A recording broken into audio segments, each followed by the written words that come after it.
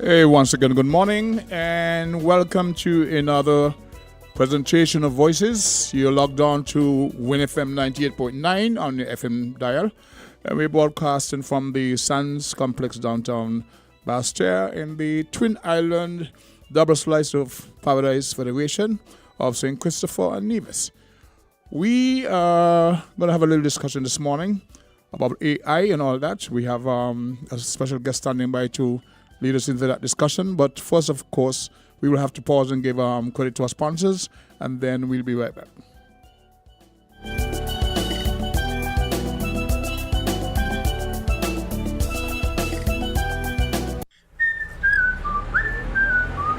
What has you so happy? My home internet just got upgraded, and I didn't even have to pay for it. What? Which network you have? Flow! Now I can get the fastest fiber internet in St. Kitts and Nevis for the lowest price. Fastest internet for the lowest price? What's the catch? No catch, my friend. 100 megabits per second for just $135 a month. With Flow, you truly get the best internet experience around. Switch to Flow for the fastest fiber internet at the lowest price. Visit a Flow store today. Conditions apply. Magnum, my brand. Everybody put your Magnum in the air now. From you a drink Magnum, make me see. Take charge of things now your place now. From the river to the beach to the street. Hot Magnum when me have in a me hand there. Give her a sip and she tell me sweet. Look for me watch for your quick time check. Yeah. Right now a Magnum a for your beat. Enjoy yourself every day of the week with a Magnum. My life I forget sweeter. Must be 18 years and older to drink. Drink responsibly. Chip, chip, chip. We wanna get chip, chip, chip. Give your little smartie the perfect smart start for their future with CHIP, the child investment plan from TDC Financial Services. Invest in your child's next step, and we know what's next is always changing. Chip, chip, chip. We wanna get chip, chip, chip. CHIP is a long-term plan with no minimum deposit, no monthly commitment, and you're guaranteed a special high interest rate per annum. I want chip. I want chip too. Visit TDC Financial Services today and get CHIP, the child investment plan, providing the best head start for every child. Chip, chip, chip. We wanna get chip, chip, chip.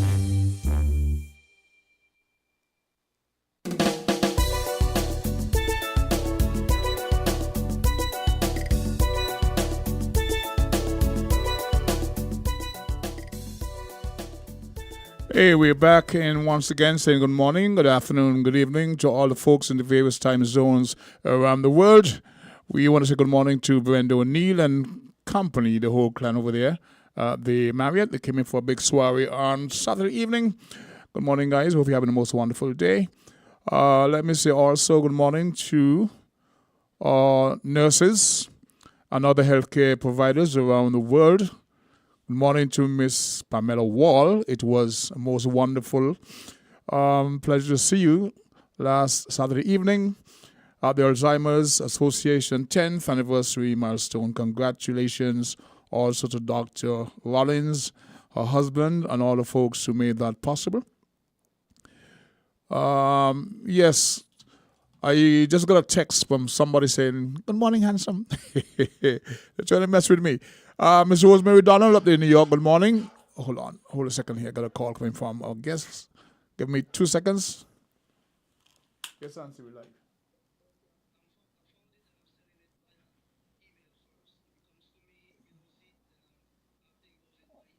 Okay, I'm live, so just send it. I'll take it from there. Okay, bye. Yes, my apologies. I had to take that call. It came from our guest who will be on the program with us this morning via telephone. He's in the USVI. So I was saying to, well, of course, good morning to Bag of Sugar. Amber over there in Angola, she's logged on. I've not heard from Sister Henry for a while. We need to find out what's happening. Culture, Dr. Irvin Sweeney. Chris Collins is trying to send me a copy of your latest recording. We want to be able to share that with the Federation and such. So, yes, Jamstar. AI, that is something we want to get into discussion with. We had a little issue trying to get the material that we're supposed to use for a demonstration, and our guest is now trying to resend it. So until then, we discuss what's going on.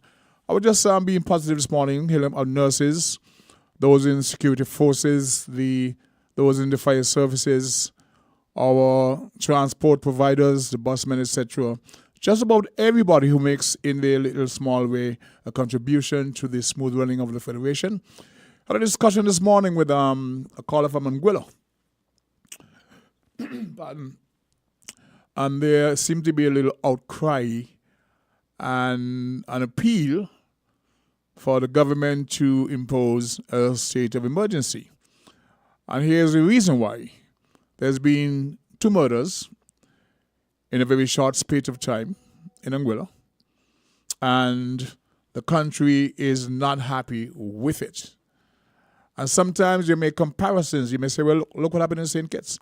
Oh, look what happened in Jamaica. By comparison, look what happened in New York, in the U.S. That's not the best rationale to engage in when there's an issue like this. For the size and demographic of Anguilla, it's a little too much for them.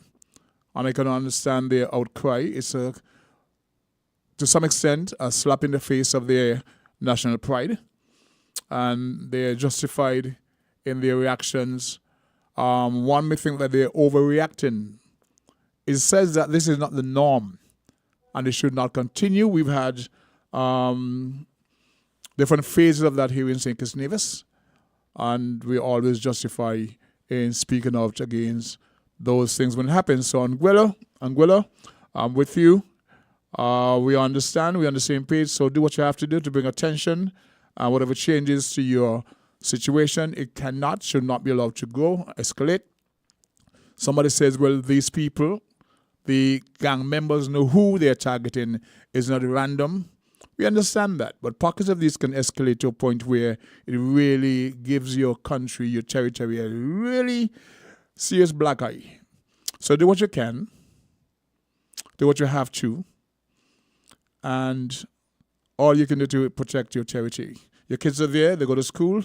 They understand that this cannot be the norm. We've been through phases of that here in St. Kitts. We have lots of nationals from St. Kitts Nevis living over there in Anguilla, so we can relate and we understand how a little thing like this can escalate and really create a much larger problem. Now, to our current topic today, Jamster, AI. I don't know if you got the stuff from the gentleman. He said he sent it. Well, let me lead in. Artificial intelligence is a feature that has been raising its head and gaining attention around the world. It speaks about how you can use technology to do things that we would think 10 years ago would be unnatural, impossible. By taking persons' imagery, their voice, or the voices, transforming it in a manner to convince other people or the person that it's actually you who is speaking. Your imagery, the way it can be transformed, people cannot tell the difference between the actual person and this artificial feature. There are those who make the argument it can be used for good. And there are those who have been waving the red flag and sounding the alarm that is a very, very dangerous thing. Now, this morning we want to feature, once we get it, an aspect of, a demonstration by way of a song that Richie Bunting, out of former Calypso Monarch of St. Kitts, also of Anguilla and St. Thomas USVI, sent me, he secured my request to use one of my songs to demonstrate how easily a voice on a recording can be manipulated to make it sound like it was someone else. If you've got it, we'll play it, but it's of a song that I sent to him. He sought my permission. And then when he sent me the results, the music is the same music bed, but the voice is totally transformed. Think of this in a political context and how dangerous it can be for campaigners, people aspiring for office, how this can be used to manipulate the population. So if you have it, let's give it a little play and we take it from there. If you got it, you play a bit of the original and then of the one that's been transformed.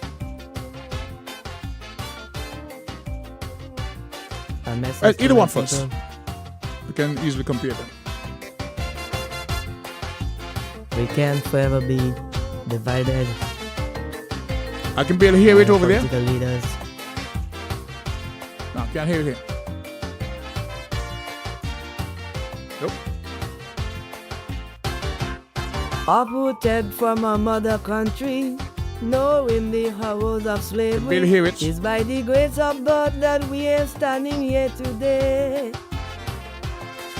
But still ingrained in our psyche is the divide and rule policy that has retarded our people's growth along the way.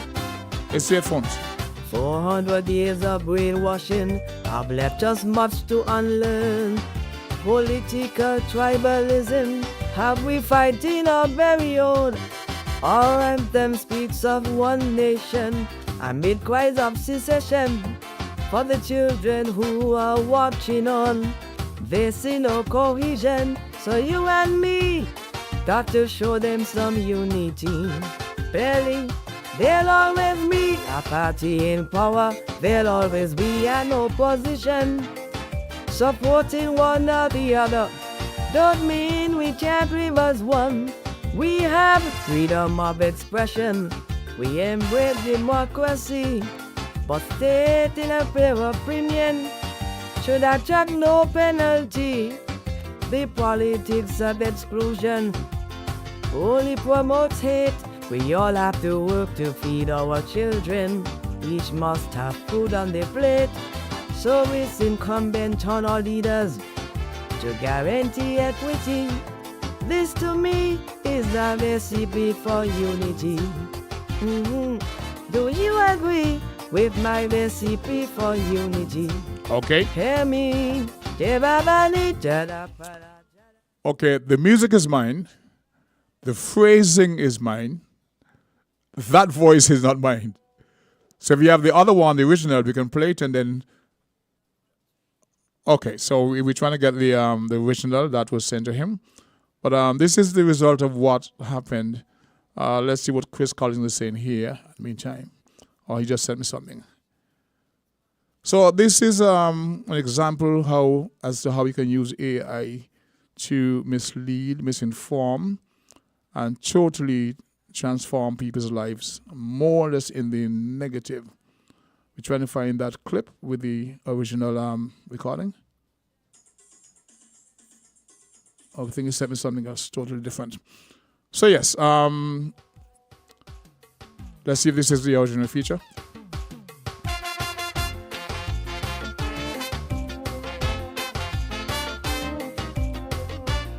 A message to my people. I think that's my voice. We can't forever be divided by our political leaders.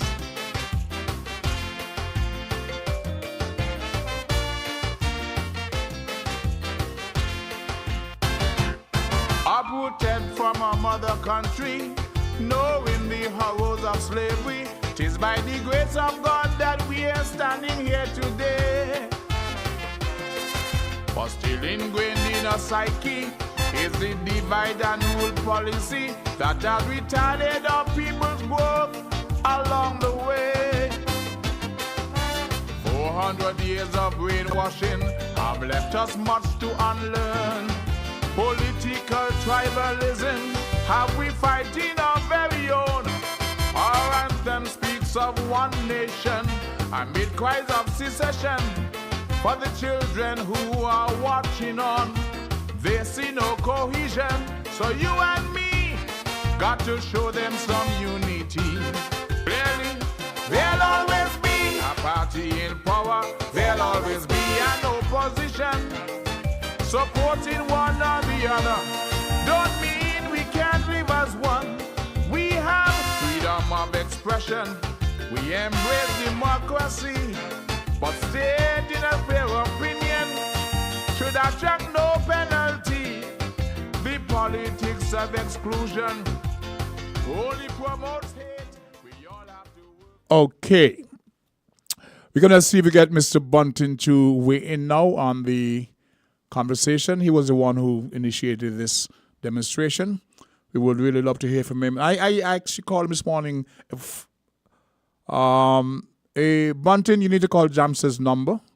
It's supposed to be in your phone. Okay, call him and we can connect you live. So I refer to him as a former Calypso king. I shouldn't do that because you may not form him. He's a multi-crowned Calypso monarch. But normally, he's a former Calypso king, and it's very irrelevant. I don't think I am. But yes, the multi-crowned Calypso monarch out of St. Kitts. He actually was crowned monarch here in St. Kitts, in Anguilla, and in the USVI. So he's multifaceted in terms of crowns in various territories. And has a recording studio into the art form. And this was a demonstration that he sent to me. We're trying to get him on the line now so we can continue that discussion. But for the folks who are concerned about this thing, like Chris Collins saying that we're doomed, it's not a good thing. You know, we're told that it can be used for a lot of positive this and this and that. Why do we need to go down the road? Because there are times they can take this piece of software, and totally deceive people. You got Mr. Bunting on the line? Yes. Multi-crown monarch. Okay, you were the one who initiated this demonstration, so we'll let you speak to it because it's a concern that we all share. So Jam says on, he's a techie, you're a techie. Let's hear you. The mic is yours. Oh, I thought it was Jamster. Okay. So let me say on the onset, Sacro, although I did the demonstration to show how dangerous that could be, there actually much more positivity to that technology than they are bad. However, the bad could be very dangerous, and maybe is the danger in the bad what possibly could outweigh all the good. Because there's another demonstration I'm going to put to you to show that. So the first thing I did, so I have two different programs. There is one called Moises. And what Moises allow you to do, actually when I first got Moises, it only allow you to separate the 4 tracks in a song. So in other words, I pull up a Socrates song that is already mixed and it's on one track when you get it. Mm-hmm. And I put it through the machine or through the program, and it would separate the vocals, mm-hmm. and I tell it to separate the bass and a couple other things, and it will separate those. So that's what I did. But the upgrade to that program now allow you to separate up to 10 tracks within that track now, right? Mm-hmm. So what I did with your song, I took it and I put it into Moises and I separated it. And then when I separated it, I exported your voice out of Moises. And then after separating your voice by itself, then I send out the music again on one recording, one track, separate mm-hmm. from the voice. Then I went back into Moises now and pulled in your voice, and I choose an AI female voice. An AI female voice.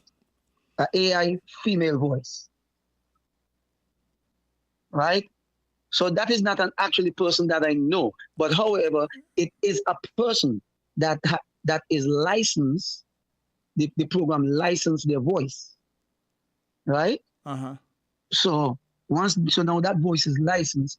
So now anybody could go now and put it in. So what I did, I inserted your voice. I inserted your voice on her picture and render it. Okay, you inserted my vocal tracks on her image. Yes. There's an image of her. Her picture that is in there are multiple different voices in there. Mm-hmm. So you just drag it onto that person. And it copy everything that you do, just their voice singing. And then I exported it back out and went to my other program now, which is Ableton Live, and I brought in your music and her voice and put it on the top. And hence we have a new song in a sense. So let me tell you the positive of that, what would happen in a case like that. So if Socrates wants to remarket that song, but he doesn't want to use his voice, but he feels, listen, if I put another voice on this song might get another set of traction. And so that's the positiveness that could be done. Right? So if you buy and own the software, do you pay any royalties for that? Is it because you said no, the person's voice is licensed? It's royalty free. It's royalty free. Because the software is a paid for software. So those people who are on the software are already paid. So listen to this one Jamster is playing, and after I'm going to explain it to you. Okay. Let's get you up and running. So listen to this one Jamster is playing. I'm going to have to plug him out for a bit. Okay, so let me... Okay. So here we go. Bring your body closer to me. I make your body closer to me. I make your body closer to me. Wind out your waist, move to the bass. I make your body just move in space. I bring your body closer to me. Wind out your waist, move to the bass. I make your body just move in space. I bring your body closer to me. From all the way across the room, a girl, I got me eyes on you. With you portrait in motion, doing the things you do. That's why I had to make the move, girl. It's your hypnotic potion. So come and make me close the distance. Let me get closer now. I make your body closer to me. I make your body closer to me. I make your body closer to me. Wind out your waist, move to the bass. I make your body just move in space. I bring your body closer to me. Wind out your waist, move to the bass. I make your body just move in space. I bring your body closer to me. So now we make the connection. Come make we ease the tension with a little pillow talk. And after that you change your walk. Cause you'll be getting pure sweetness. Yes, I will make you be a witness. So come make me fill your cup. Until it overflow, girl. I make your body closer to me.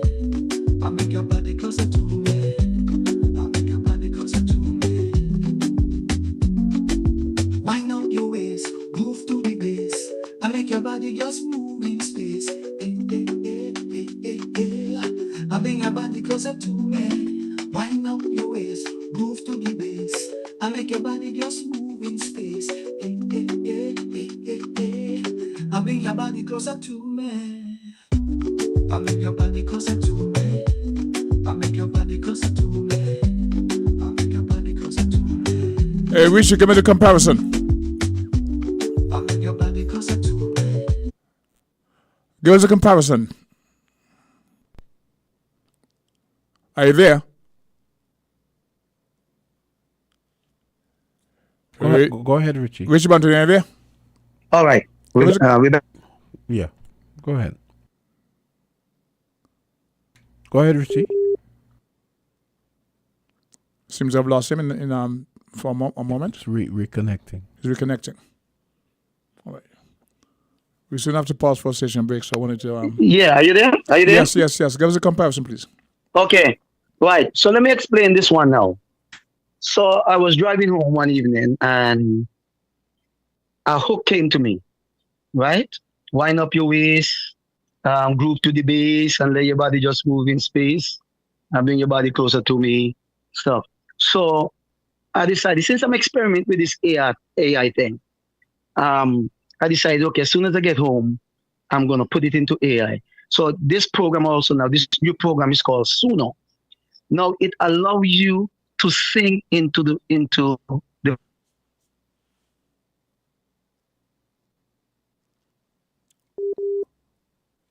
Okay, we would have lost him. Here's what and we after I sang the hook Wait. and I hit create, the program now give me all the arrangements.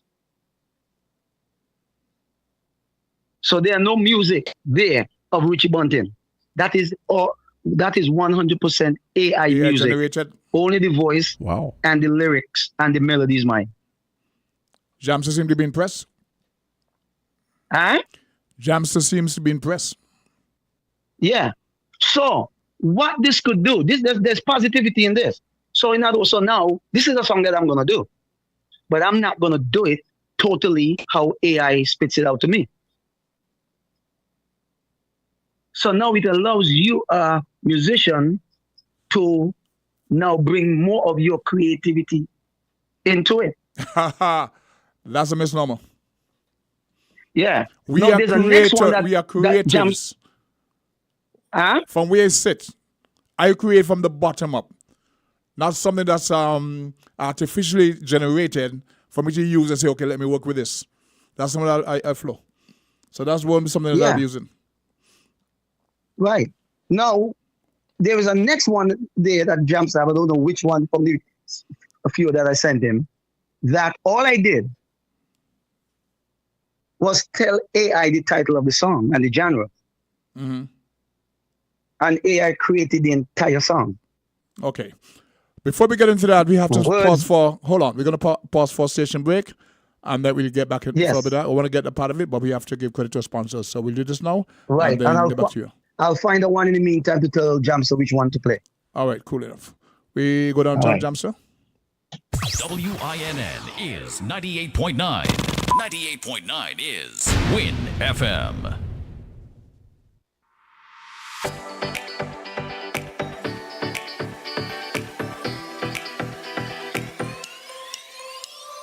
Rams the good food people, always there to serve you. Rams the good food people, locations right near you. Rams the good food people, in-store specials for you. Rams the good food people. Rams. When you need better service, Rams is always here. Better value, better prices. Rams is always here. Rewarding your loyalty. Rams is always here. We are community. We are family. We are family. Rams for you and me. We are community. Rams for you and me.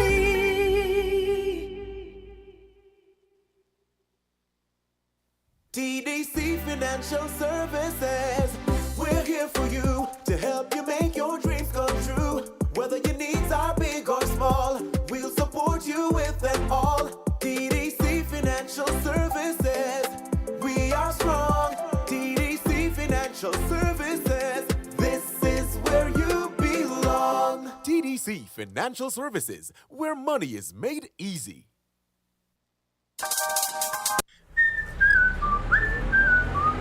What has you so happy? My home internet just got upgraded, and I didn't even have to pay for it. What?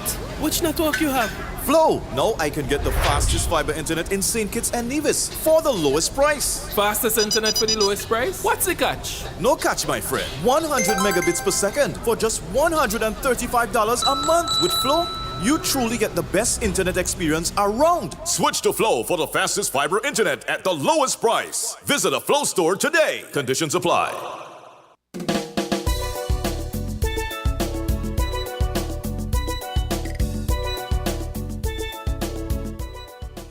It's 29 minutes down past the 11 o'clock hour, and we're in a little chit-chat with Mr. Richie Bunting over there in the USVI, discussing some features of AI and its impact on music. So, Bunting, are you there? Okay, we're connected. He's trying to send us another track and describe. Is he there now? Okay, Bunting, can you hear us? Trying to explain how easy it is to generate. I won't say Yes, I can create. hear you now. Okay. Continue from where you left off, if you can, please. Yeah, I didn't find the other track, but what I'm gonna do now, right now, the quality may not be that good because I'm not gonna send it to you. I'm gonna just play it from the program of a song that all I did was tell the AI You just give him a topic? what I wanted to do. You just gave him a topic? Huh? You Yes, just gave I just gave the it program a topic. a topic. And I gave it the genre that I needed to do. And So does it this is what recognize it genres? speaks of. Does it recognize our genres like Caribbean genres, soca, calypso? No, not quite. It doesn't get that one particularly right as it, because what happened? Remember, most of the people that create these things, they create pretty much of what they know and what's out there. But what happened? The more Caribbean people go in and use it, it learns. Yeah, I see what you mean. Right? Yeah, these programs will learn. But what So, about let me Afrobeats? look Would it know? Huh? Would it know if you told it to do Afrobeats or Amapiano? Would it know what to do? Yeah. You have to do kind of like Afro. You got to give it a few little commands like soca, Afro. That's how I end up with that one. Yeah, that's what I was wondering. The Jamaican, first one. that kind of stuff.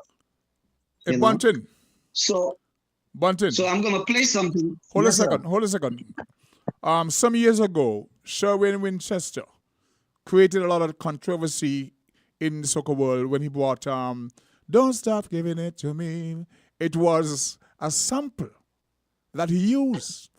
And then soca artists started getting a lot of hit because they were not creating. They were taking samples, and that was a mega hit. It was a sample. Right. And that's you, but now, so you come a long way from that now. All you have to now do is just give it a name, a genre, and that's it. They create a whole song for you? Create a whole song for you, yeah. Yeah. Okay, play the example that you have now. All right. So this is one that I just gave it the title. I just say, "Love is the Reason."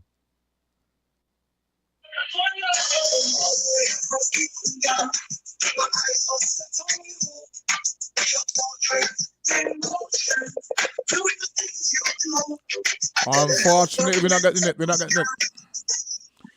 have to send it. That's not the one I really want. You have to send it so we can get it to be properly aired. Yes. That take a little work because I will have to. So we could talk in the meantime while I do that. Okay. So we see a transformation of we'll the music industry where a person can get together with some software and so create, as you said, just enter a genre and give a name to the software, and they create a song for you. Now there's some because go ahead. Yeah, because you have a lot of artists that claim that they get writer's block, right? I do. And so AI could help certain artists with writer's block, So you could use AI just to build the pathway. I see a lot of this software they've been advertised. I don't even pay attention to them because I know within myself I will not be using them. It takes away from your creativity. That does not help you as a creative. So. No, I don't think so. I don't necessarily think so. From where I sit. Because again, you do not really have to follow it to the letter. Right? So for example, in the Calypso world, it will take because we are lyrically we are a little more creative, although strident but still creative. That may not be so much because number one is not even going to bring us close.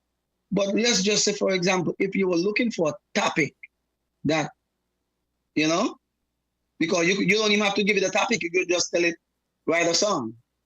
And give it the genre. I know. And then it chooses its own topic. Of one that we've done recently. But hear what I'm saying, okay? When he says something, and you say you don't think so, that is your opinion. I am saying from where I sit, Of course. From where I sit, I do not need that in my creative process. It does not help me. But it may help you yes, and I others. understand. I'm saying from where I I sit. understand. That's a no-no for me. Go So ahead. you're saying you don't think so? That's your opinion. That's great. But for I me, understand. as a But creative, Sacro, yes, go ahead. remember in the early years of drum machine, they said the same thing too. And what has that done to music? What has that done to music? The creativity of music. Believe it or not, that allowed more creatives to get in the game to eliminate certain things. Same thing for recording in the computer. People said that as well too when the software to record came out. You know? At the expense of real musicians creating music, putting it together, right? And take an element and his creative genius. Compare that for when Burning Flames came along with their drum machine. And people gravitated to that. We have artists, performing artists, who wants to come to Sinkers today to perform with a live band. And there's only one or two who can do that. You bring the sheets and they have no clue as to how to back up these artists. All they know, because they probably have good ears, press a button, program, and go. That's press button music, and it has its place, of course. And so you find entertainment. That comes from the level of the proficiency of the people who are reading the music.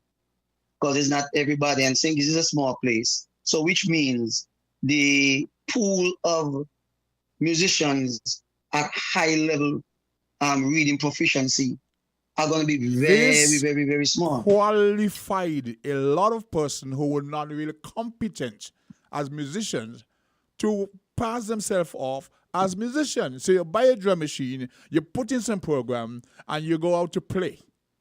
You're not a musician. So that is why when you find certain artists come here, it's not about being able to read. You didn't apply yourself. You took the software and you shortchanged yourself as a creative. So let me put it in a context. Let me put it in the context of me, right here in St. Croix, right? So the way the businesses now, especially with venue, because that's the next thing we got to tap is folks that own venues, like restaurants and those kind of stuff. Now, I came to St. Croix with the intention of putting a band together, because me with a band, I'm way more dangerous, right? But as you know, Sacro, I do not work a 9-to-5 job. In my entire years of working, I've only worked about 5 years 9-to-5. I live off of music. So for me to come and put a band together here in St. Croix, it means that I'm going to have to work every day for me to make a living, because the establishment are not paying. People want to pay a band like $500. Socrates, I make $350, $400 by myself. I can give you a million examples, right? So, Dr. Bernard Liebert has his place as a one-man band going back 20, 30 years ago. Okay? Right. And it can be said because of what he was doing, he was able to undercut the bigger bands. So that feature phased out a lot of proficient, bigger and better bands. Yeah, but you can't. So the small establishment. But you cannot. Yeah, but Socrates, you cannot undercut someone unless they are bringing quality. So which means Dr. Bernard Liebert had to have also brought what he was doing, quality, and a following as well. Because way before Dr. Bernard Liebert, my dad started doing that way before those guys. I remember when I came to St. Croix in 79, my father had I wouldn't necessarily call it a drum machine, then it was a beatbox. It was so big. You remember those PV bass amps the square thing that go on the top of the speaker. Yeah, I don't want to go. I could It was give deceptive. you lots of analogies of that because I've been in the industry just as long. But what I'm Right. saying, you're saying you it can was the size of undercut that with those quality. buttons You can. that you push, and you get the different beats, bossa nova, country, and it was just him and his guitar doing that. You know, so but again, there were times when he had play with a band when he has a venue that are willing to pay. You know, so the world, it's just a the matter industry, yeah, has changed. We accept that. Okay. Yeah. Some days ago, weeks ago, I was on Port Zante. I heard this thing playing like a band. I want to show it was one guy, right? I have Right. a problem with people coming to sing kids and figuring, well, that's our standard. It was karaoke thing, and he's just singing on the tracks. It's one of the reasons why I'm Right. belong in the industry, because I know people told me in the Frigate Bay area that these bands were charging a lot less. They were playing for less. I said, well, I can't play for that. I left the game. So we come to the stage of industry where, as you say, you just enter a genre and the name of a song, and they give you the whole song. It takes away from the creative process. You may think it's a positive, not in my book. Yeah, it works for the guy who want to go and do a solo gig. There's another detrimental stuff that's happening again, like I told you, proprietors and those places. So let me tell you what happened here. I don't know if you knew, last Christmas here in St. Croix, the Calypsonians boycott the Calypso show and did their own show. Why? Right? December gone. Yeah, but why? I'm explaining to you. So normally there's $1,000 for the participation fee, right? Mm-hmm. So the committee decided that they're going to drop it to $400, right? And the reason why, the idiotic reason they use is that people just coming in with two Tracks. nonsensical songs because the pool is not that big anymore. They don't have tents and elimination and stuff like that. Because sometimes only like 15 Calypsonians enter, so they just use the whole 15. But yeah, some people just come in just to make the $1,000. Foolishness. When before a Calypsonian hit a stage, he already spent about $2,000. Yeah, go ahead. You know? So these are the kind of things that musicians and a whole lot, artists and a whole lot are fighting out there. You know? To get their music and the performance out there right. So these proprietors got to understand you're going to get what you pay for. If you want to pay $500, but you're going to get tracks. Were you talking to... We're saying the same thing. In Antigua a few weeks ago, yes, lead up to the carnival, Calypso tents, one were offering them to perform by tracks. In Yeah. Antigua, the carnival, the tents open to the public was saying Calypsonians will be performing by tracks in a Calypso tent. And one tent stood up and said, no, you have to have musicians. And there was a lady, Petra Williams, who decided, no, we're not supporting any Calypso tent with people performing by tracks. Yeah, we understand that.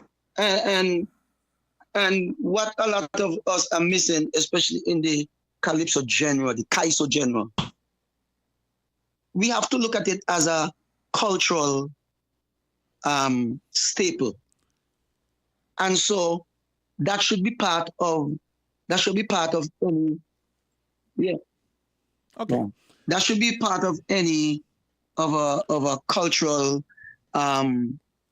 what's the word I'm looking for? Like when you funding, you know? I'm not funding, but I find that whole thing as a detriment to musicians, creatives, who genuinely create music and want to showcase their talent.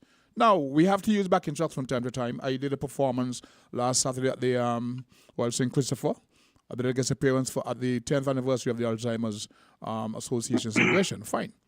I understand that because they can't afford to put a band in place, but it's not what I would like. The very first time I performed with the backing track was about 20 years ago. Chris Collins was there. Chris Collins was the band.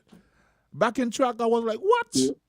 Big stage. I understand, yes. Empty stage and singing with tracks in London. I was in Birmingham. Yeah. First time. I really hate that. Yeah, so it's a detriment to the art form.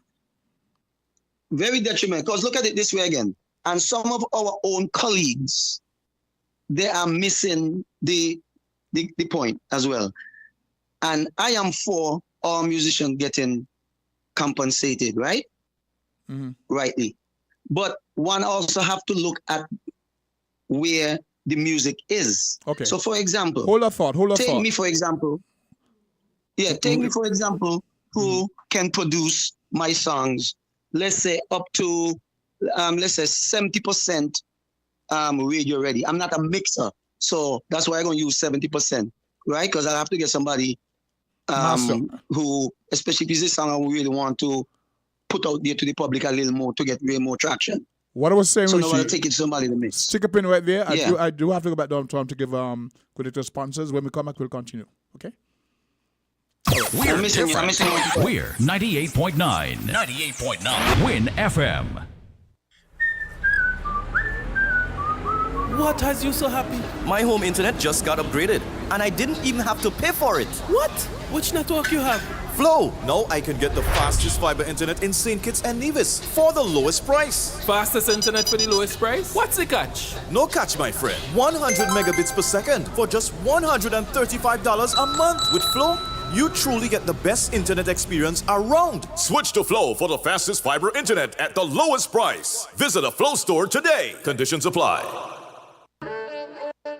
Magnum, my brand. Everybody put your Magnum in the air now. From you a drink Magnum, let me see. Take charge of things now your place now. From the river to the beach to the street. Hot Magnum when me have in a me hand there. He are a sipper, she tell me sweet. Look for me watch for your quick time check. Yeah. Right now a Magnum a for your beat. Enjoy yourself every day of the week with a Magnum. My life I forget sweeter. Must be 18 years and older to drink. Drink responsibly.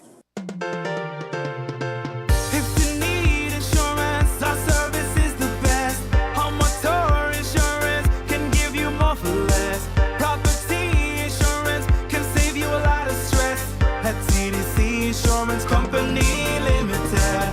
We care about your investment. Guarantee you peace of mind. The best team in the business. Guarantee you peace of mind. No other company will guarantee you peace of mind. Together we'll succeed and guarantee you peace of mind. TDC Insurance Company Limited, where you get more coverage for less. Yes.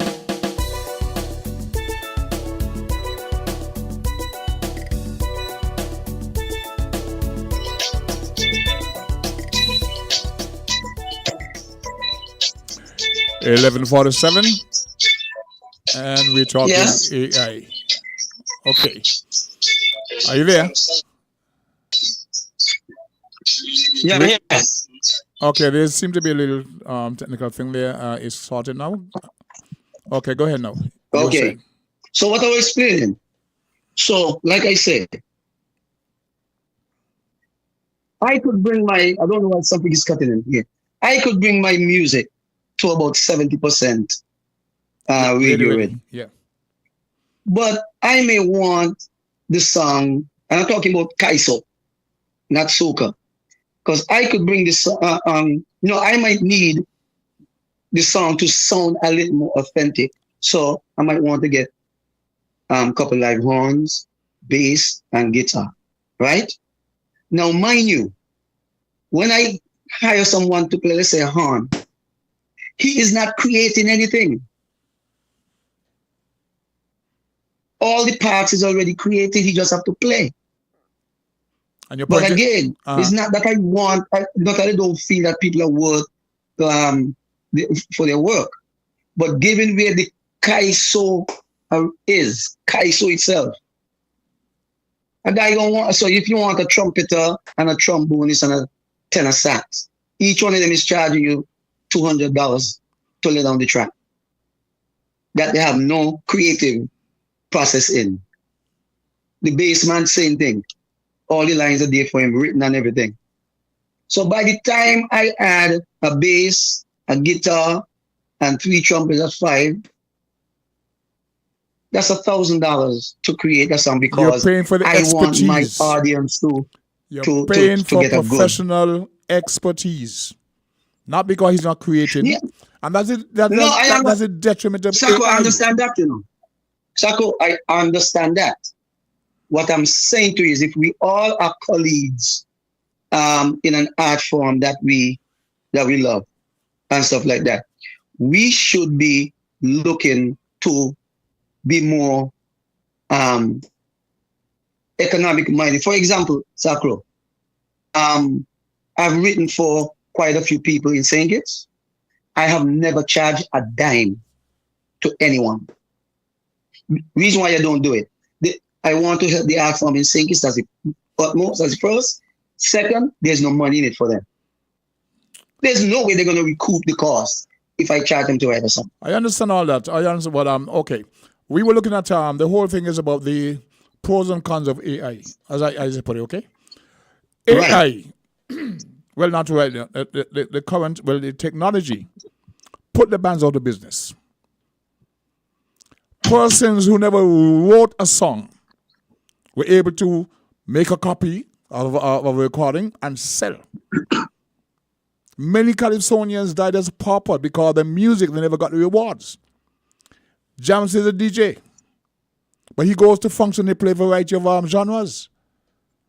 It used to cost me like 20 grand, 8,000 US to produce a CD. But then the guy set up his console, he's a DJ. He's playing music, he paid for, and put the Calypsonians and artists like myself out of business. We make no money. So because of the technology, it has been a detriment to Calypsonians, creative people who create original music. But the person who is getting a copy, right? He's okay. And that is why where we are today, we find it hard to pay actual musicians to play on an authentic record to give the quality you're looking for. So we shortchange yourself because of the technology. We come now to a point where AI, you don't have to pay a trumpeter anymore. Use the technology. That's where we at. So you're saying there's a positive to it. Remember as well, years ago, let's say about 1980, a Kittian, that is one of the reasons why we never had a lot of recording artists in St. Kitts for a point, you know, because we either used to have to go to Puerto Rico or Barbados to record. And by the time you fly a band over there and put them up to record your music, you done spending 40 grand. A ton of money. On the same page. Mm-hmm. And so for half of that 40 grand now, a guy in his bedroom can now buy the equipment and produce even a better recording than sounding recording than if he knows what he's doing. Nothing tall 1980. Nothing tall go so. Yeah. When Kenny Georges hit his studio, I mean, he used it technically also, but a live band, that quality of Grandash, Element, etc., which was live, authentic, original music. Mick Soaks drumming for hours and this and that. You cannot recreate that. No, I'm not talking about the quality of the. No, I'm not talking about the quality of the playing. So that's what's missing. Or the arrangement. The technology hasn't worked to the benefit of the quality of music. Yes. Because, for example, and I might get in trouble saying this, if I go back now and listen to some of the 70s music, there are a lot of mistakes in it. And I know the reason for the mistakes. Because coming from St. Kitts with Eastern Caribbean dollars to go Puerto Rico in a studio, they don't have the money to go and do multiple takes. Because that was big. You probably wouldn't even get time. If they have to do all the takes. You're paying by the hour, so it will cost you, so you shortchange yourself.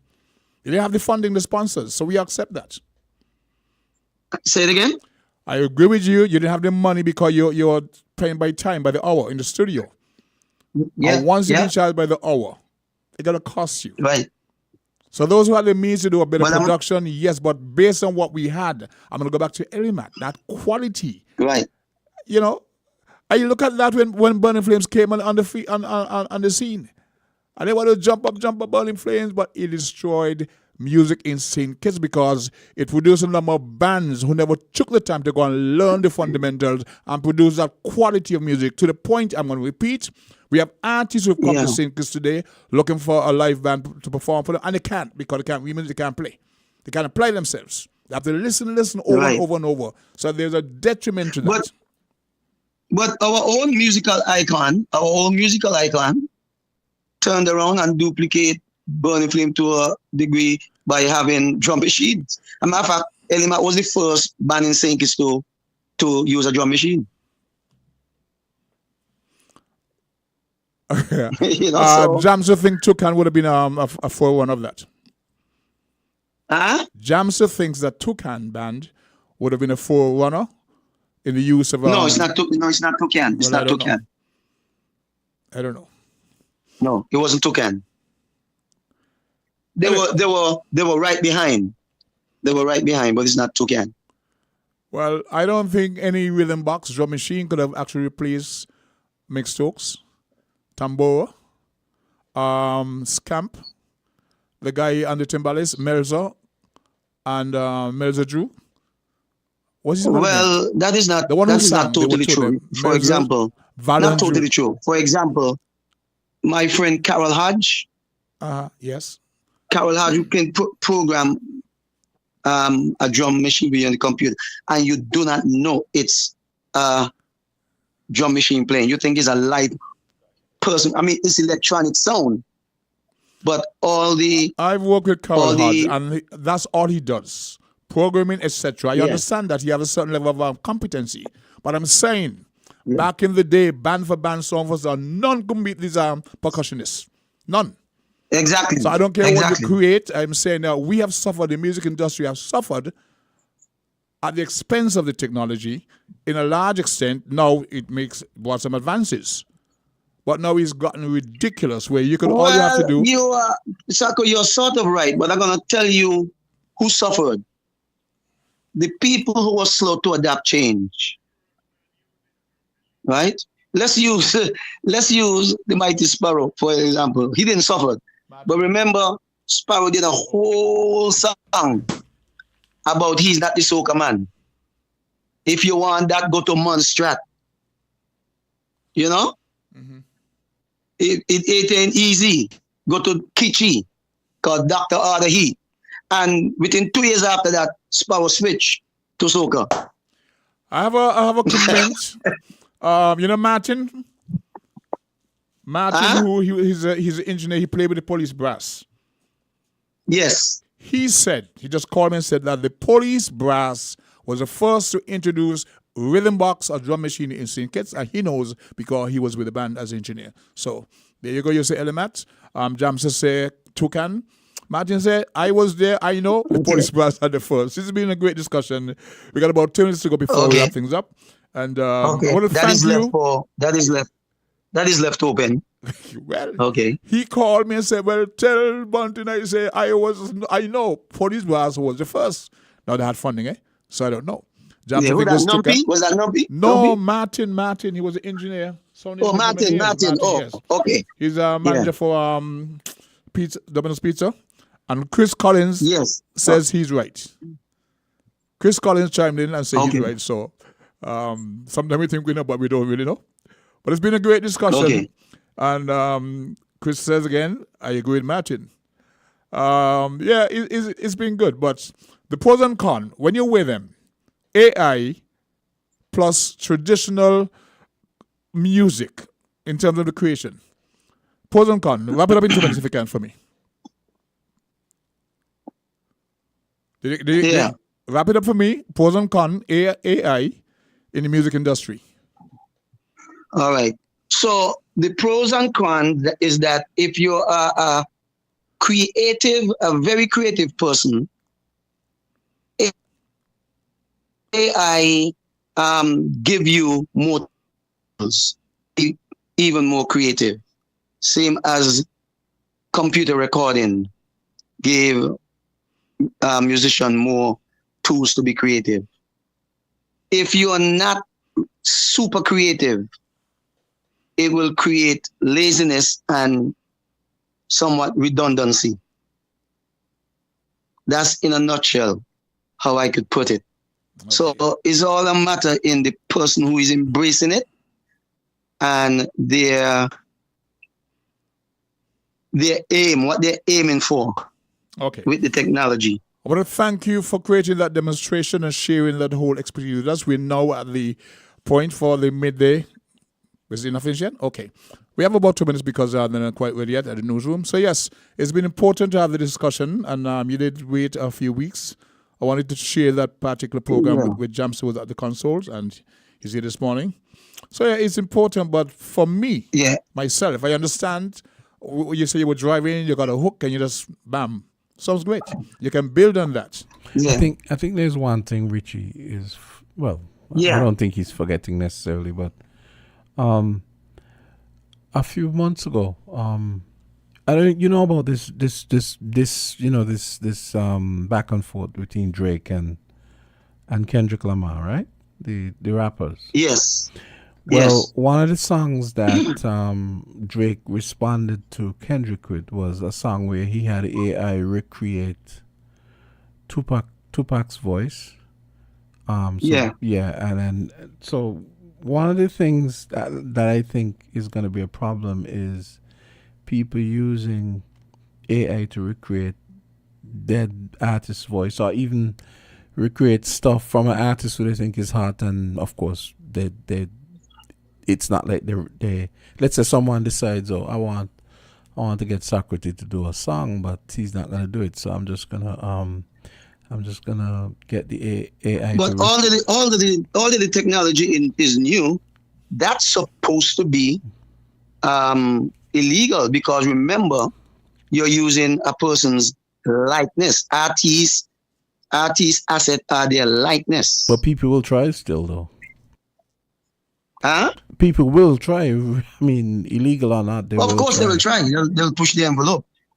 They will push the envelope. But it's the same for internet radio. They tried to kill that originally when that internet radio first came out. Internet and also bootleg radio. I lived in Jersey, and when LIB switched their Caribbean program, a lot of small Caribbean radio stations popped up. But here it is, they were illegal. The pirates. But they could only give you like 4-mile radius. And they kept moving so that the FCC doesn't pick them up.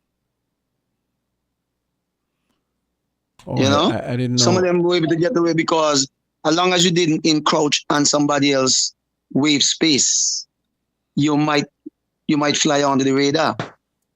Oh, I didn't know. But if you try to push your power too much and then you encroach on someone's wave space, then they'll come looking for you. Yeah, I didn't realize that went on in the US too. In the UK, big time. Yeah, man. but Jersey alone, listen, the area in Essex County in Jersey where I lived alone had about 8 of them. Bootleg radio. Some of them do it in vans. That way they could keep moving the location. Okay, we're going to continue this discussion until we get the signal from the man Jamster himself. So we kept the lines closed mainly for you to do your presentation. Maybe after the news car, we may get some feedback. As a matter of fact, sure. Martin actually called me on my direct line. And then Chris Collins chimed in again on WhatsApp to tell me that Martin was the king of the William Box, because he claimed that the police brass had the first one, and he was the man. But they say Martin was the king of the William Box. I mean, people just gravitated to the challenge of the technology, But when I formed Legends, I had my percussion. We had the live drummer. It was Campos the first year, then Mick Stokes. Then we had Valon and his brother Melzer on the timbales and the percussion, and people appreciated that. Yeah. They appreciated that, as opposed to you starting a song here, pangalaka, pangalaka, pangalaka, and you had the live drum in Mick Stokes 1, 2, 3, and then the percussion. That gave the band a very let good let me share a distinction. little thing here with you. So they have a machine called the Octopad at the time. It's not a drum machine. At the time, it was a drum pad, right? And the original one had no sounds in it, so you had to use a drum machine as a module to get the sound. Okay. Originally, it was made for drummers on the side to use like electronic sound to control lighting and stuff like that in a show. I am absolutely the first person to utilize it solely as an instrument, right? So much so that when I went to Japan the very first time to play, the marketing president for the American side of Roland, because the unit I was using was Roland, came and saw me for like a week before he approached me. And then he took me to Roland and gave me the modern, the upgraded version of it. This one now had sounds in it. And also gave me a lifetime warranty. So any equipment of that I own, I still have the card. I just have to go to an authorized Roland repair shop and they'll fix it for me for free. And not only that, they send me out the new ones every time. That part of it stopped about maybe 12 years ago, right? I have the last one still they send. But nobody was using it as an instrument. And how I started using it, because I got, myself and a young lady was the lead singer in the band. And when she's out front, I'm in the back behind the mic, standing and dancing and stuff. So I feel a little constrained. So I decided, well, I actually used a drum machine. It was a Yamaha RX 8 or 9, RX 9, I think. I had a And 7. I would play using my fingers. Right? I would play using my fingers, little fingers, until I saw the Octopad. And when I saw the Octopad, I went and I purchased it and I started using it so much so now I also use it like a xylophone and a steel pan. So now I would play notes and melodies, not just drums.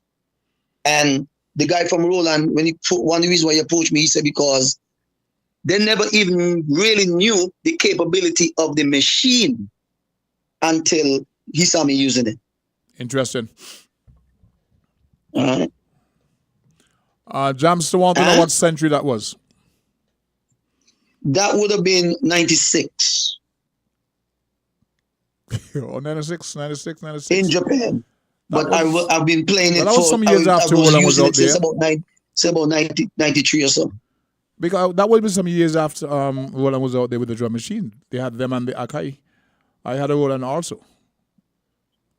No, the Akai came a little after because people were still using the other. You know why people, one of the reasons why bands shift to the Akai?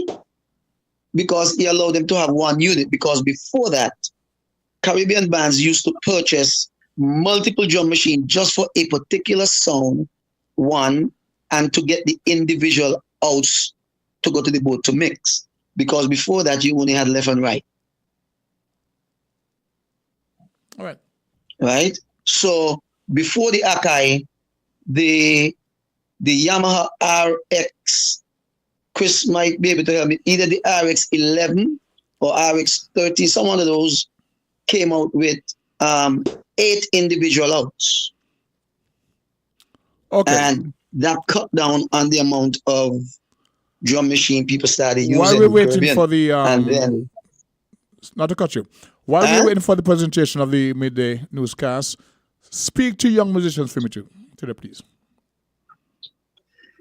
Well, my thing with young musician is to go out and hone your craft, practice. They say anything you do for 5,000 hours, you become an expert.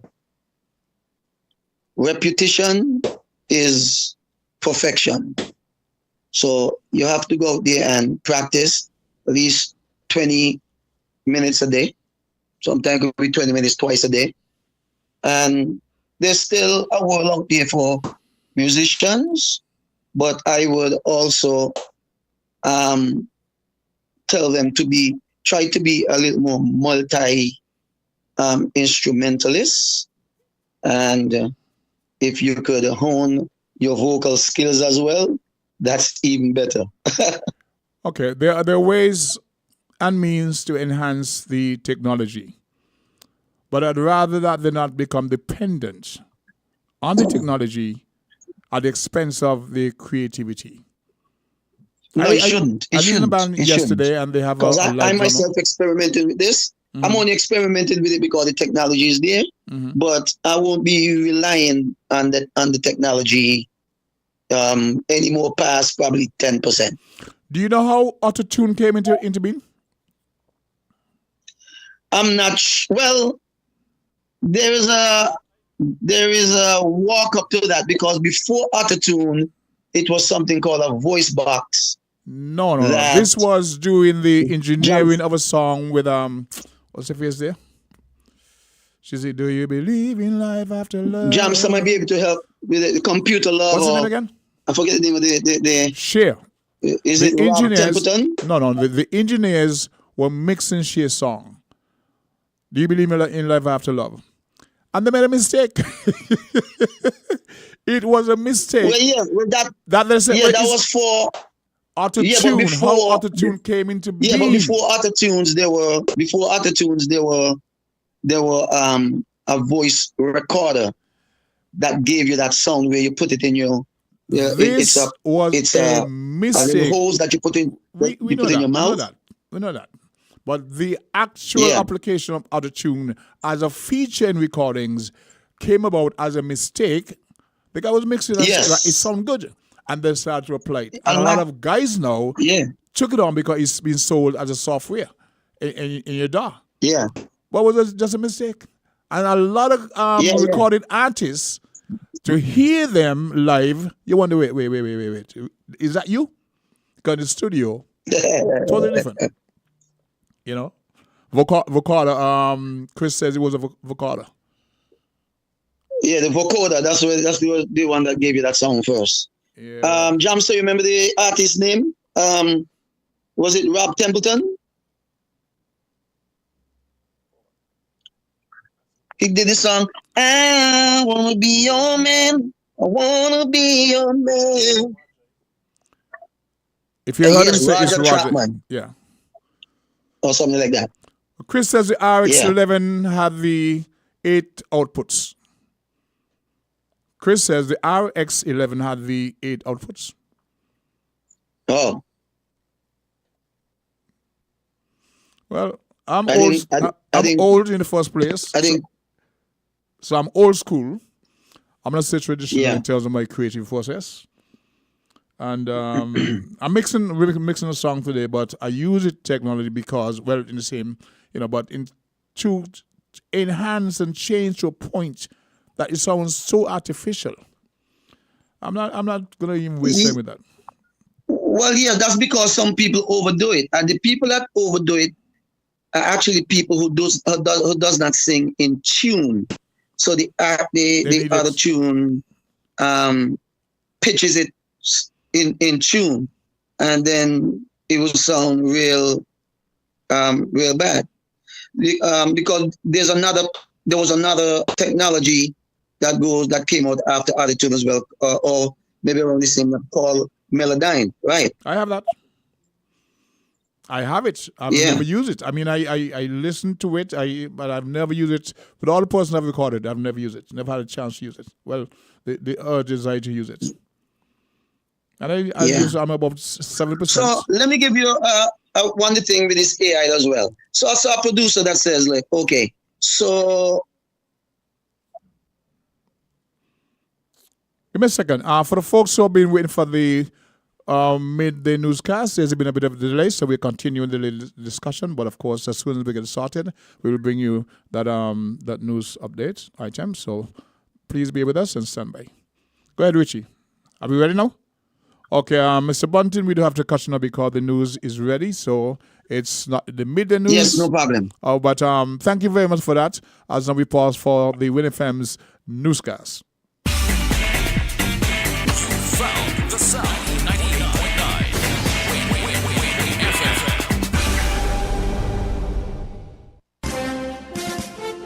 FM. We now bring you the headline news. The headline news is brought to you by Caribbean Alliance, The Grange, and Carib Brewery.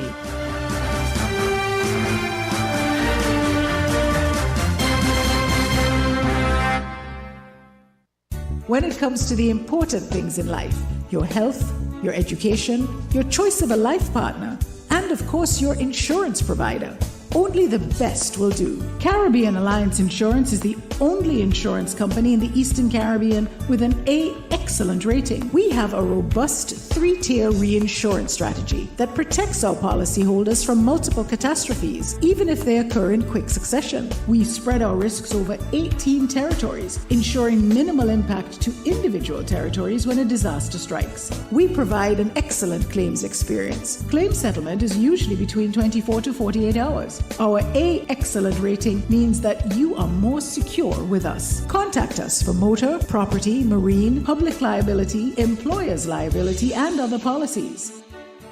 Dalil Walwyn, people you can trust. Local agent for Caribbean Alliance Insurance. Tomorrow secured. Did you know that the Grange Healthcare Facility is the first purpose-built, non-governmental healthcare organization on St. Kitts? It's situated at Otley's, 7 miles east of Basseterre in beautifully landscaped surroundings. The Grange has a team of highly trained professionals and provides care that's rated as being comparable with UK and North American standards. The Grange offers varied accommodations to suit your individual needs, and our all-inclusive packages make the cost of care per hour the most competitive on the island. Services include convalescent care for all ages, daycare facilities for older adults, rehabilitation services, and training and continuing education for healthcare providers. For more information, call 466-5525 or 465-8020. Fax 466-8221 or email thegrangehealth@gmail.com or visit our website at www.grangehealthcarefacility.com. Maybe it's the way the brilliant gold liquid reflects our sunshine, or how the bright blue of its label mirrors the clear Caribbean skies overhead. Maybe it's the fresh, crisp taste of this beastly cold beer on a scorching hot day. Maybe it's even the way it brings us all together. But one thing is for sure, Carib is very much a part of who we are wherever we're from in the Caribbean. Carib. It's the way we play. Drink responsibly.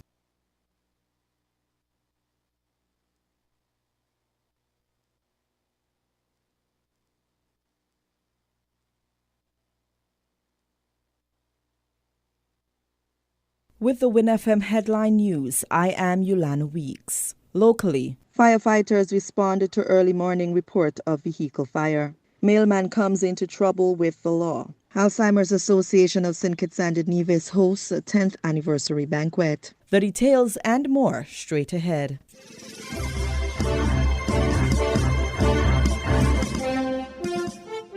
A probe was launched following a report of vehicle fire in Trafalgar Village on Monday morning, July 15. The incident, which occurred on the street before the children's home, involved 2 parked vehicles. Upon arrival at the scene, firefighters of the St. Kitts and Nevis Fire and Rescue Services met 2 vehicles partly engulfed in flames. Firefighters mostly focused their attention on the engine area of one of the vehicles and the rear of the other. Loud bangs, seemingly explosions, were heard coming from the scene. Though early in the morning, bystanders were on the sidelines to witness what was taking place there. The July 15 vehicular fire comes a few weeks after a vehicle fire on Wellington Road, St. Kitts, in the vicinity of the government's gas station.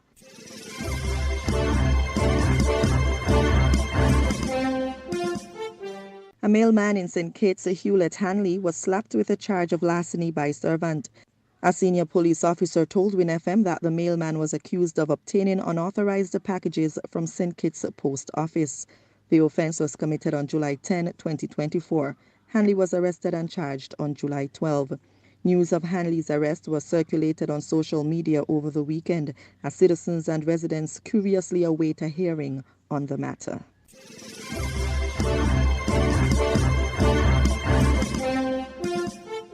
The Alzheimer's Association of St. Kitts and Nevis held its 10th anniversary banquet at the Royal St. Kitts Hotel on Saturday night, July 13, 2024. The event was held under the theme Dementia, Recognizing the Signs and Symptoms. Approximately 200 persons were in attendance at the event, including Governor General Her Excellency Dame Marcella Liburd, the patron of the event. The banquet was chaired by Unoma Allen.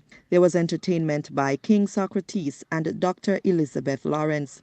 Dr. Sam Rollins delivered the vote of thanks.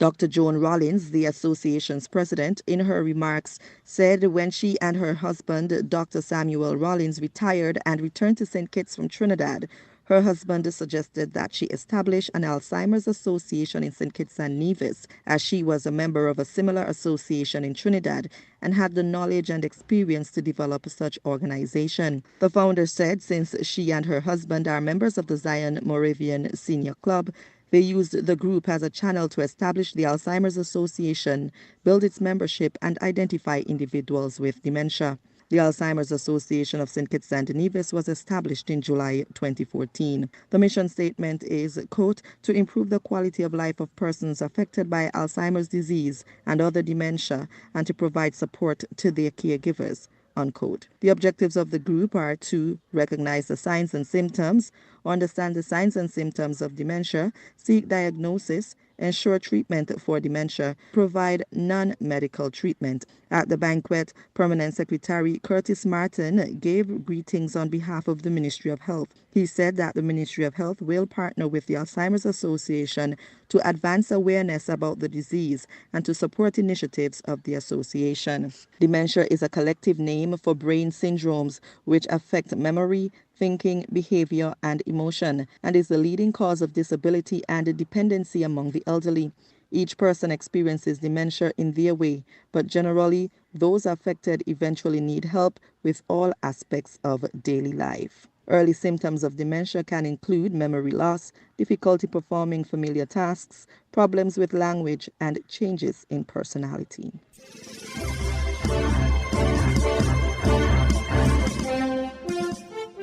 Regionally, Grenada has received substantial financial relief following the impact of Hurricane Beryl.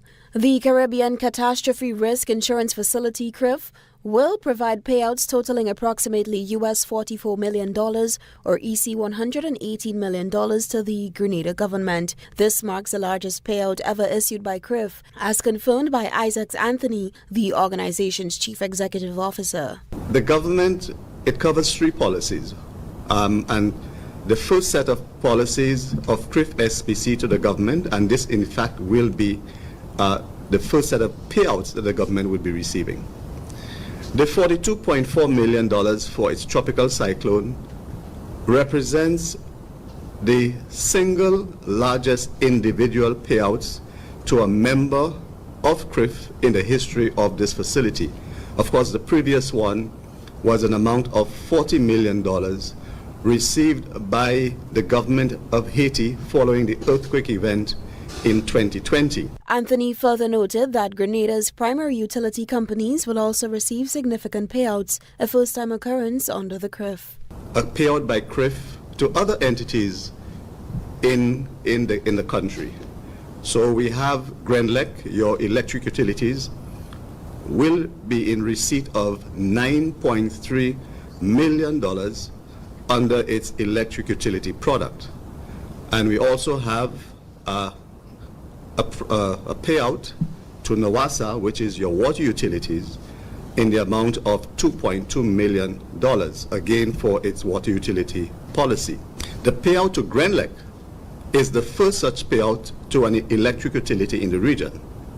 Similarly, the payout to NAWASA is the first payout to a water utility in the Caribbean. The total payouts to Grenada as a country, taking both the government policies as well as the policies to the public utilities, amounts to $55.5 million United States dollars. He emphasized that Hurricane Beryl triggered all parametric insurance policies that covered Grenada. It is important to note that Grenada is the only country in the CRIF membership that has availed itself of every single parametric insurance policy on offer by CRIF. And every single policy triggered a payout as a result of Tropical Cyclone Beryl. These payouts represent Grenada's first payouts from CRIF. The CRIF is expected to make 10 Hurricane Beryl-related payouts totaling over US $75 million in the next few days, thereby taking its total payouts to approximately $350 million US dollars. Reporting for GBN News, Beverly Telesford.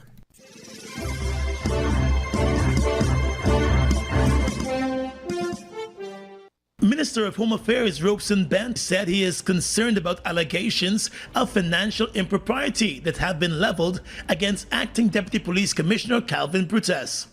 On Thursday, the Guyana Police Force announced that Mr. Brutus requested and was granted vacation leave to allow for an investigation into the allegations made against him. The police force has indicated that the allegations will be investigated.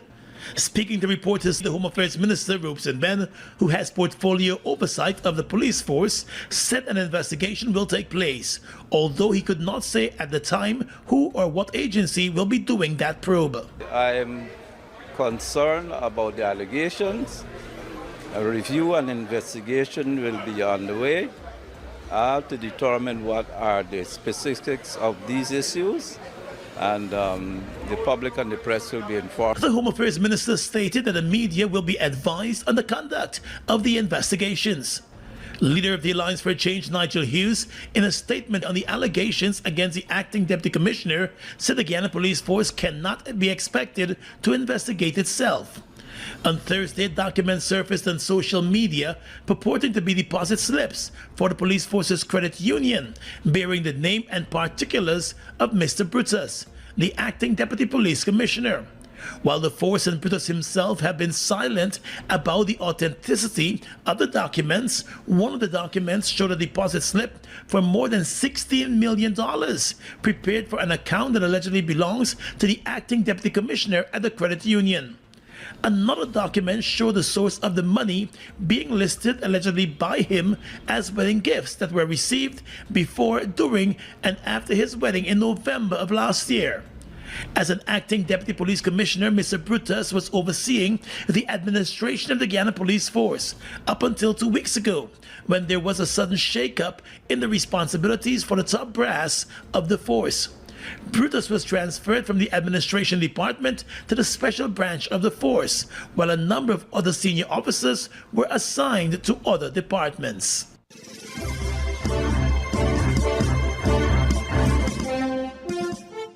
Internationally, the federal classified documents case against former President Trump has now been dismissed.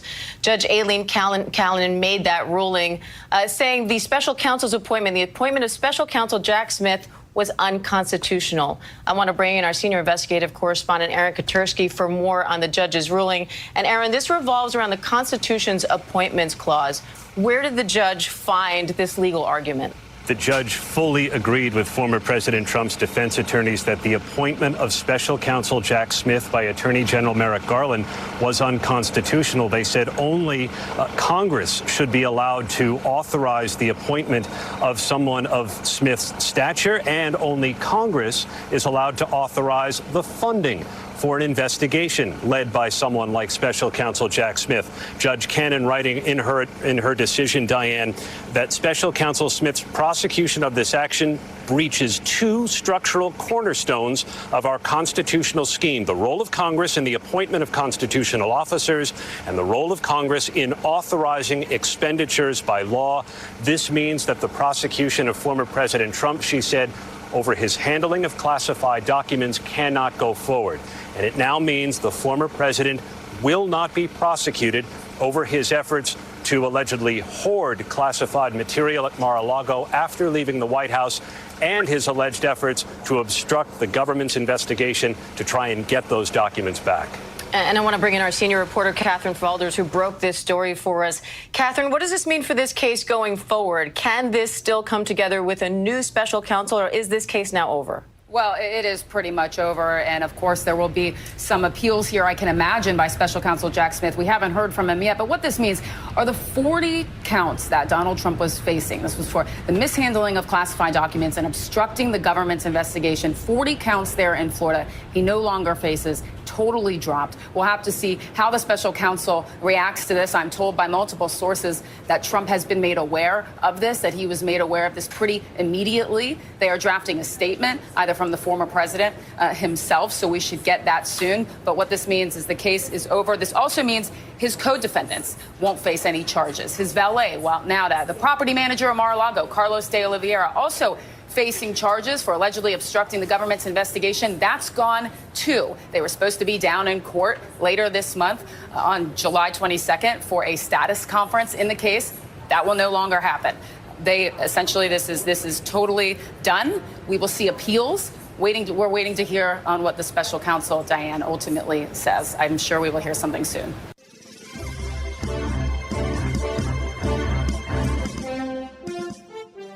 Pakistan's government says it's moving to ban former Prime Minister Imran Khan's party, the PTI. The government is accusing the party of participating in anti-state activities. Last week, a court awarded PTI more seats in parliament. The party says the plan to ban it is a sign of panic from the government. Well, let's go now to our Pakistan correspondent, Kamal Haider. He's joining us live from Islamabad. So tell us why the government has decided to ban PTI now, Kamal. Well, as you mentioned, that particular verdict from the Supreme Court, which was considered to be a major victory for the Pakistan Tehreek-e-Insaf party, this is Imran Khan's party, which by virtue of that judgment is now the largest party in parliament, and therefore the government now under tremendous pressure. But what the information minister said was that this was because of the recent congressional resolution which demanded the rigging, a probe into the rigging of the February elections, and also the fact that they have accused him in the Cypher case, many other cases. These are cases pertaining to the Official Secret Act. And he, of course, has already been given a clearance from there.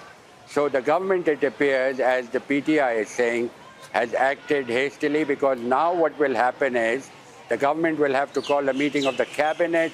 The cabinet will then have 14 days in which to go to the Supreme Court.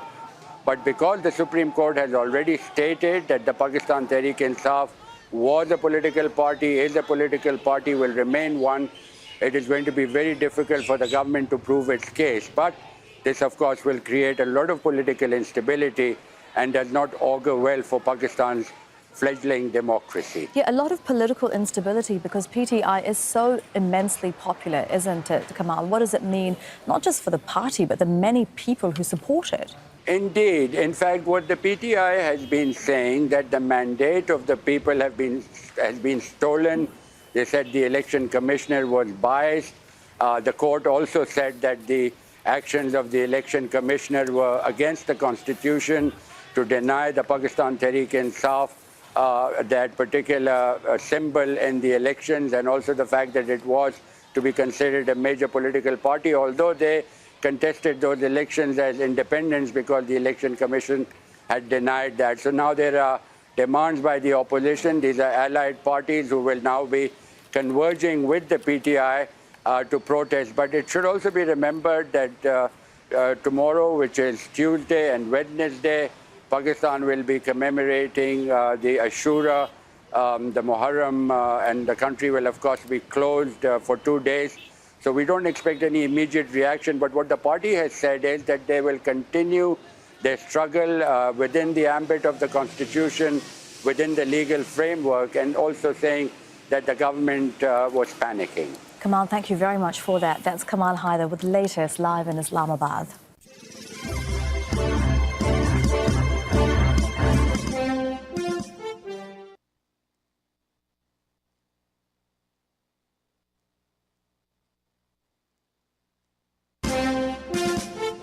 That was the Win FM Headline News. The Headline News was brought to you by Caribbean Alliance, The Grange, and Caribou.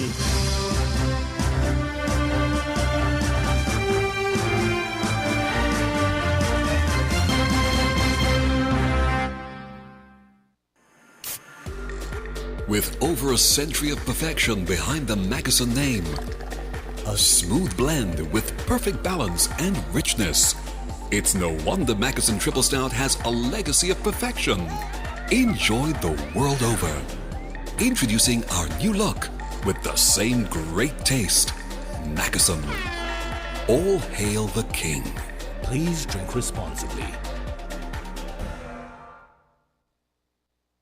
Did you know that the Grange Healthcare Facility is the first purpose-built, non-governmental healthcare organization on St. Kitts? It's situated at Otley's, 7 miles east of Basseterre in beautifully landscaped surroundings. The Grange has a team of highly trained professionals and provides care that's rated as being comparable with UK and North American standards. The Grange offers varied accommodations to suit your individual needs, and our all-inclusive packages make the cost of care per hour the most competitive on the island. Services include convalescent care for all ages, daycare facilities for older adults, rehabilitation services, and training and continuing education for healthcare providers. For more information, call 466-5525 or 465-8020. Fax 466-8221 or email thegrangehealth@gmail.com or visit our website at www.grangehealthcarefacility.com.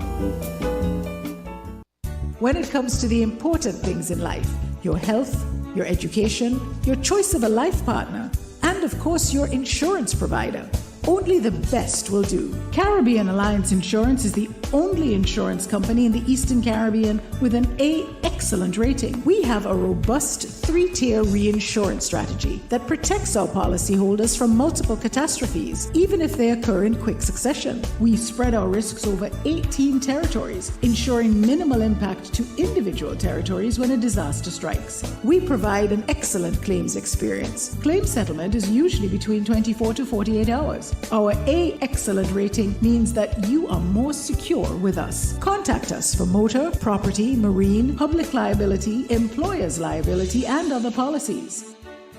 Dalil Walwyn, people you can trust. Local agent for Caribbean Alliance Insurance. Tomorrow secured. WINN is 98.9. 98.9 is Win FM.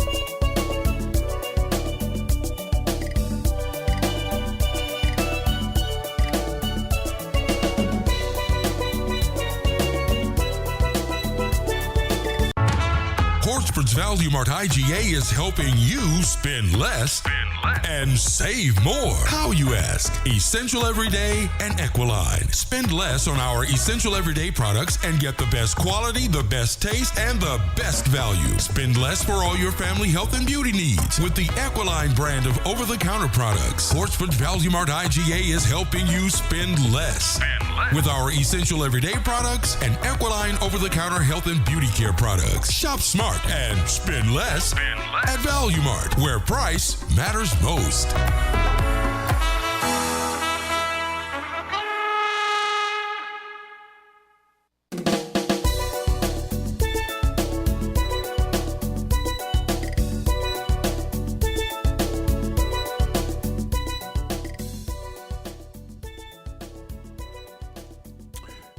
Hey, we're back. A little issue here with the... Okay, that's a lot better. Welcome to the second half of today's presentation of Voices. My name is Socrates. And I've been with you since this morning. Jamster has been at the controls, and we had, of course, a little sort of interview with Mr. Richie Bunton, multi-crown calypso monarch out of SKP, residing over there in USVI, and we were discussing some of the features of AI as it relates to music development, etc., etc., etc. The lines are now open to the public. We apologize for the earlier situation where we just took that one call because he was live from different territory, but the lines are open for those who can hear us. I want to be part of any discussion today. In the meantime, I'll continue in my vein about how the technology has more or less damaged the music industry. We would have heard about Calypsonians or other artists who were decrying the fact that they weren't making any money because people were taking their CDs and pirating them. It's gone a lot worse now. It's gotten a lot worse now in that regard. And so traditionally, a person would go to the studio and spend, in my case, about $8,000. He said it was a female voice. He asked for a female voice. And not to me, but when he mentioned it, I said, okay, it did not sound female, but he asked for a female voice from the software. And there was a portrait, a picture, so he just script on that person, and that was the voice that he got. When I heard it first, I'm thinking, well, it doesn't sound familiar. Could be, but I didn't really recognize it or identify it as a female voice at first. I was just more concerned with the whole challenge of it. And yes, so we've had this discussion about over a month ago. I wanted to be on when you Jamsa, who are more familiar with the whole thing and all that. But yes, the technology has not really worked to the benefit of the artists, the creative artists, in my point of view. If you want to shortchange and put in a thing in a loop or a sample and then say, okay, you create a song, fine. But in terms of people who really appreciate that creative essence of music and what it represented after good recording, you have that as a keepsake of what music used to be like. You make comparisons and you say, okay, this is okay, but you will not get that quality of music that made you feel proud of a particular country that you identified with. And so we suffered in terms of the Calypsonians and suffered the same fate as many who were victims of piracy to a very large extent. I recall a very famous person from St. Kitts, I won't identify the person. It was carnival time, I was downtown selling CDs back in the day. And he came to me and, asked for a CD, so I gave him one because of who he is. He's an icon, I gave him a CD. He was jamming. Later on, he came back and told me that he lost the CD. I gave him another one. I was selling them at $25 each.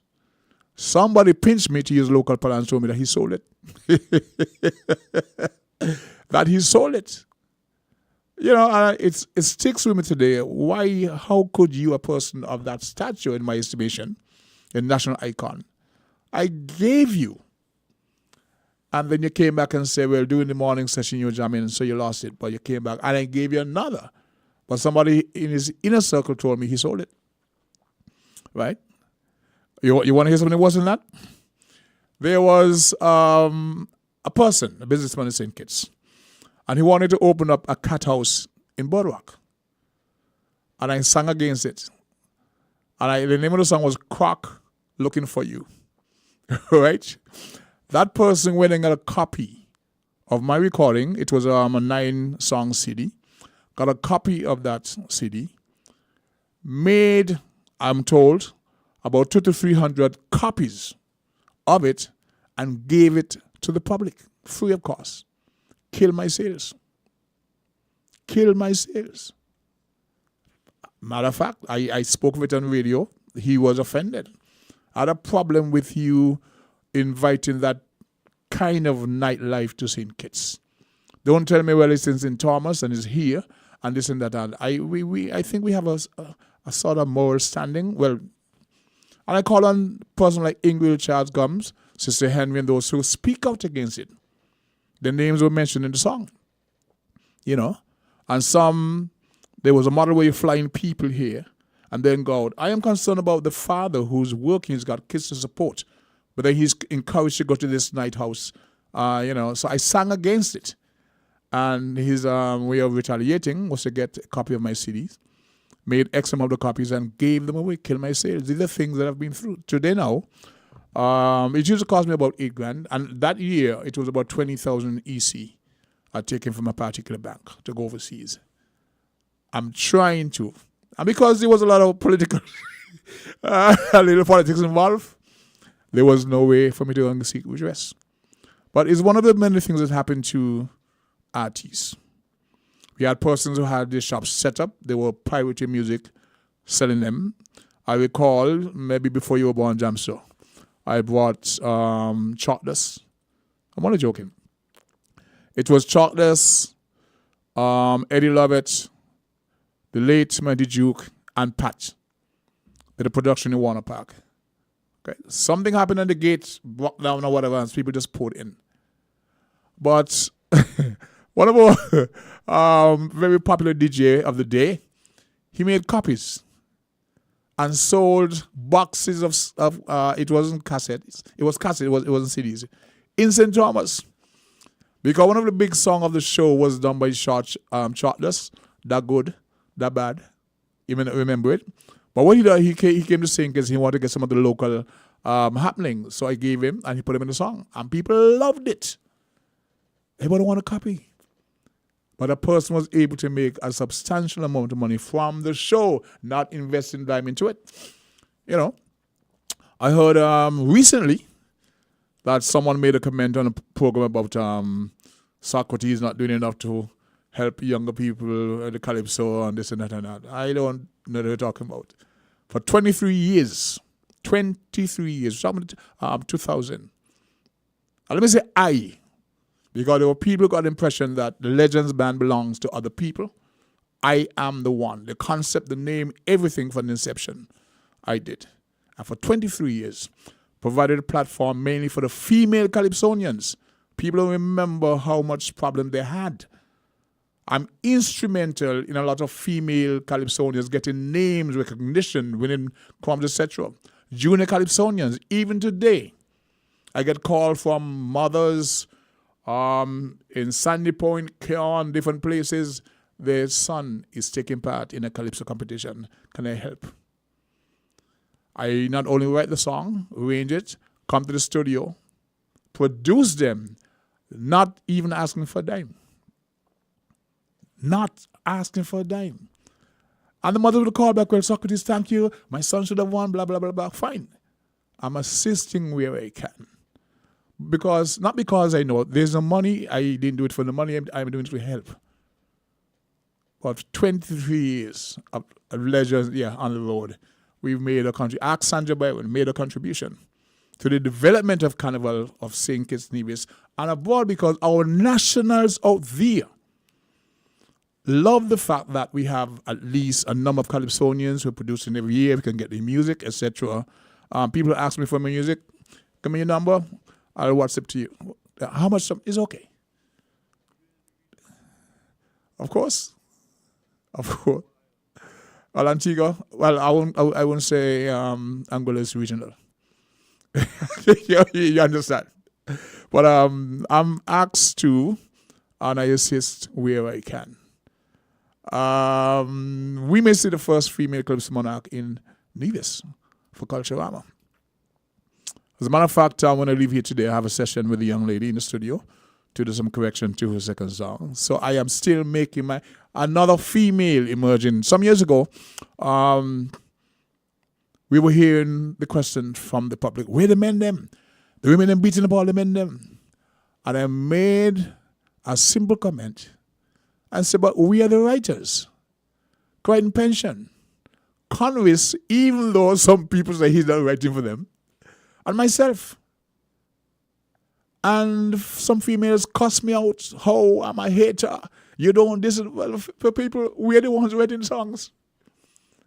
We're the ones producing the songs for the females. Name me one who write for themselves. Name me one who write for themselves. Even though one claim that I'm saying Conwys is a writer, Pension, he writes for a lot of people. And myself. Right. So write a range and put them up there, pushing them. I've been most instrumental over the years in pushing the female, advancing them. Give credit for Jackie for her doing herself. She writes for herself. Now singing Jackie, going way back to the 70s, has been an icon in the industry. And she writes her own material. People say, oh, Jackie again, but she writes her own. So whatever she deserves, you have to give it, and you have to give her that respect. Even before I hit the stage, Jackie has been there. Oh, by the way, I sent you a song by King Sweeney in both your WhatsApp and your email. It was actually referenced by Chris Collins this morning. It's a song that he wrote recently, and, you know, Sweeney goes back. I would say he's responsible for a lot of the junior calypsonians who emerge as a major hitters, like Singing Jackie, the Star Shield, the Gary Knight, all those guys who emerge as calypsonians in a lot of years. King Sweeney is responsible for them. So he was part of the rivalry that lent excitement to the Calypso Bacchanal. You had Sweeney representing the village, Elimat, Newtown, Sandy Point, Star Shield. Who we had from Keon?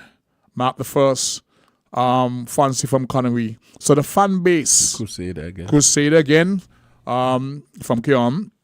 The fan base came up to support the Calypsonians representing their territory. So Sweeney, though, he has done a recording a few weeks ago.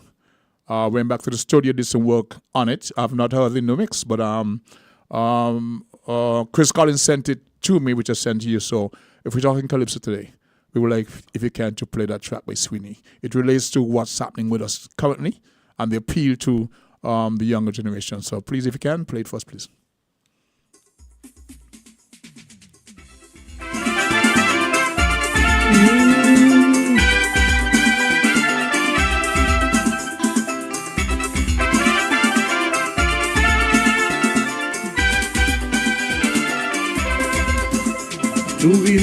Do we really love this nation?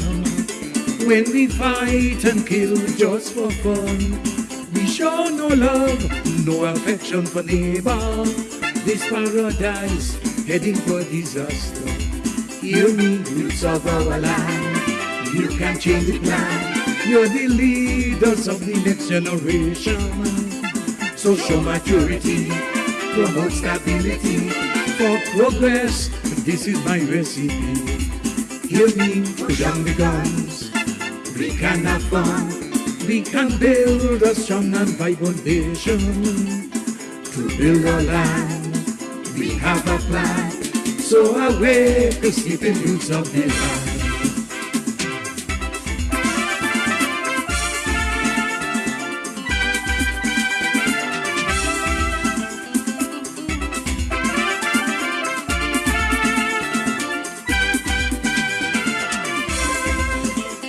Government and leaders of our nation, to our youths give recognition. When youths excel, promote our country. Let us unite, celebrate nationally. Hear me, Elcomado we left, King Collins I regret. Why not national heroes as yet?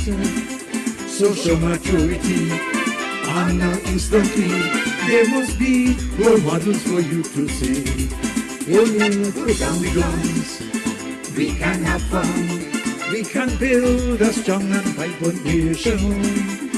To build our land, we have a plan. So awake the sleeping roots of the land.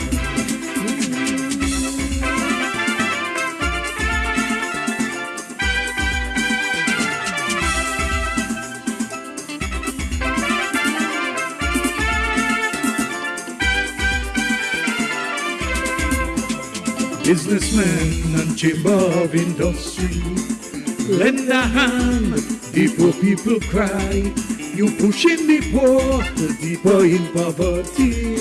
The more we try, the price is crippling me.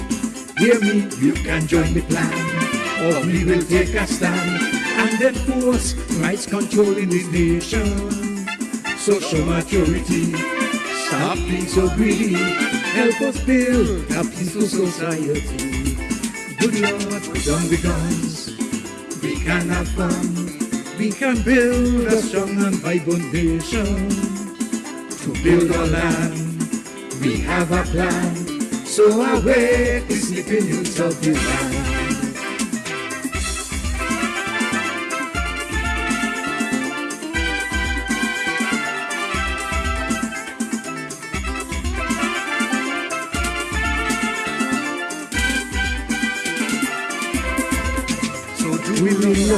We really love this nation.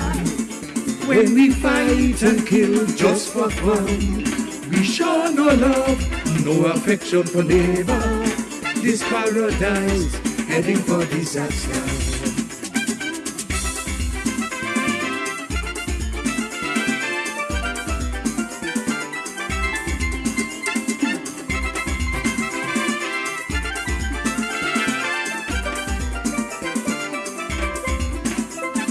Put on the guns, we can have fun. We can build a strong and vibrant nation. To build our land, we have a plan. So awake the sleeping youths of the land.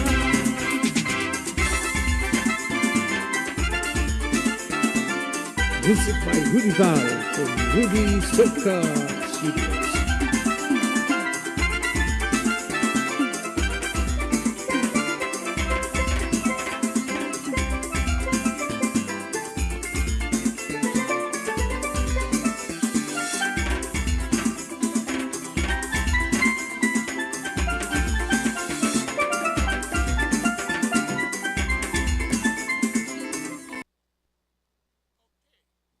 Okay. He just mentioned that this was done what Rudy Val's studio. Interesting. Rudy Val is a percussionist. I love the synergy between the bass and the drums. But that was King Sweeney, and you made a comment a while ago that he sounded like Sparrow. Jamster, explain that. If you can, explain what you mean that you sound like Sparrow. Well, it sounds like recent era Sparrow, like if Sparrow had done something, say 2-3 years ago. This style of singing, and if you listen, especially you hear it a lot when you listen to Sparrow's gospel albums, the gospel soca albums. That's what it made me think of. Just the way he was articulating the singing and so. Okay, but because Sweeney was known or referred to as the local chartless. Yeah, that I know. Back then. But he made me think of Sparrow. Yeah. Well, I mean, he's rounded. The lyrical content and the reason for him making that recording is because he has a certain concern about the. Okay, we have a call on the line. Let's take this caller. You're live on Voices. Go to caller, you're live on Voices. Okay, there's nothing coming through at the moment. So we'll continue the discussion, but we'll take a call anytime you can get on. Jamster's young Sweeney is a talky double. Chris say Jamster's young. You know something. You know a thing or two, so don't take on Chris. But yeah, it was the duty of the Calypsonian to try to. That certainly wasn't in the style of Chocolate, though.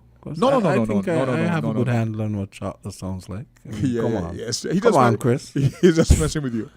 But he's in the responsible mode of the Calypsonian, who we were at one point seen as a mouthpiece of the masses, and is trying to appeal to our youth, the misguided youth, because I think we have 100. Okay, out of 100.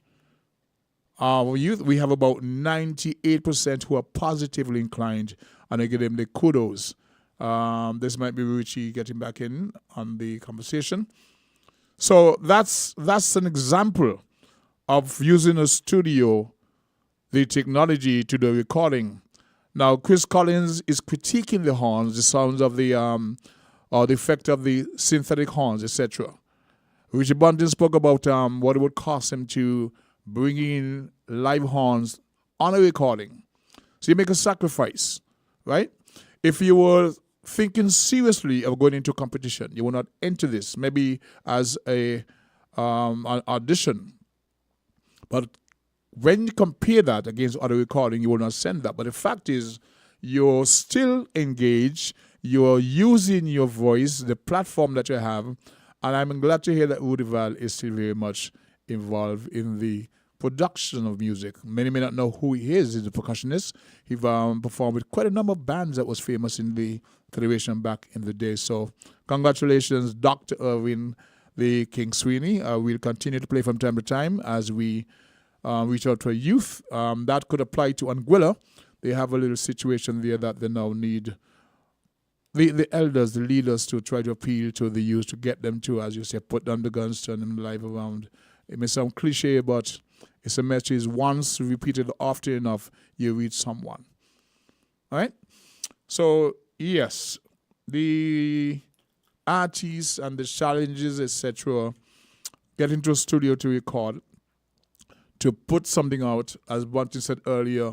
By the time you've made that investment in a recording, based on what they're paying you, you're not making any money.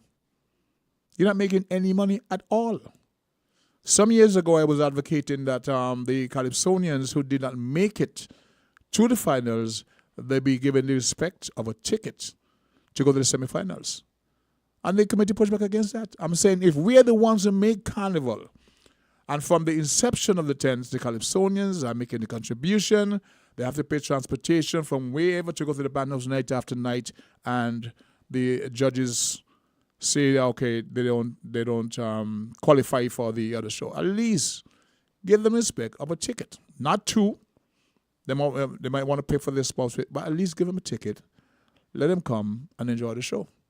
These are things that we face over the years, but still, we're told that the Calypsonians start Carnival, well, the Calypsos, etc., etc. But I don't think we really understand that, because the marketing that can bring, if you don't have that, when you have a late start in the tent, because the psyche of a people is we want to hear the Calypsos, they set the tone of the Carnival, etc. You need to get that support to the Calypsonians. They're the forerunners. The Calypso tent, as much support as possible. Over in Nevis, I think they've had 2 Calypso tents during the Culturama season. The interest, the quality of Calypso, the topics, has brought up the public and their numbers. And they've done well in terms of that marketing, that feel of Carnival. And we have good Calypsos and good contenders, etc. It's important to have that, because on the night of the Queen pageant and those shows, they're a one-nighter. The build-up is something else. But the Calypso, you have the audio, you have the fan base reaching out. So I would think that shortly after the closure of the Culturama this year, they would start to focus primarily on our Carnival. So the music industry, AI, etc., the technology, it's financial ease in a very large way. I recall about 2 years ago, I was in my studio when the door knocked, and I looked out, and this person was there, a Calypsonian. I said, you don't come here without an appointment. He says, man, I was just downtown, and one crossed my mind, and I felt I need to bring something for you to bless you. He bought a Guinness and $40. So I said to him, hey, fellow, it costs you X amount to record. I know he didn't have it. I recorded him all the same. But he said he just felt moved to bring me something. A Guinness, I don't drink Guinness, but in his mindset, he was doing something, and you have to appreciate the fact. And it kind of pains me to see that particular person, over the many years, has not done well as a musician, one of the foundation musicians of back in the day, but it is what it is. We pause now to say thanks to our sponsors who's made this show possible, and we will be right back.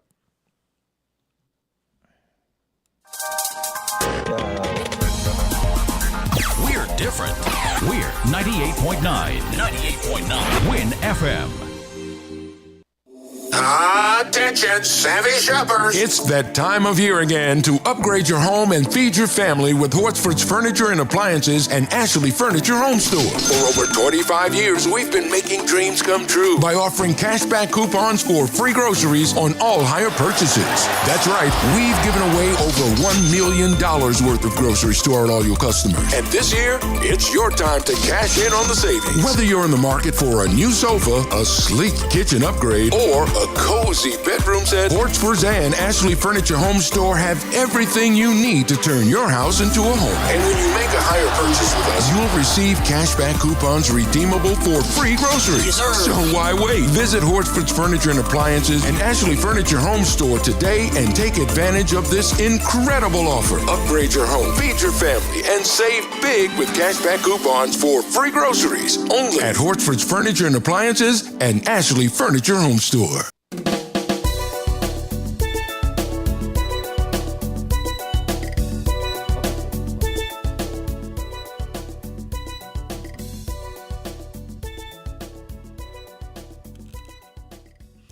Welcome back. It's just about 5 minutes past 1, and the lines are open for comments or any topic you want to introduce. You're logged on to Voices. My name is Socrates. I'm hanging out with Jamster today, and we're having the most wonderful time. Angola, how you doing? Antigua, how you doing? Bag of Sugar, how you doing?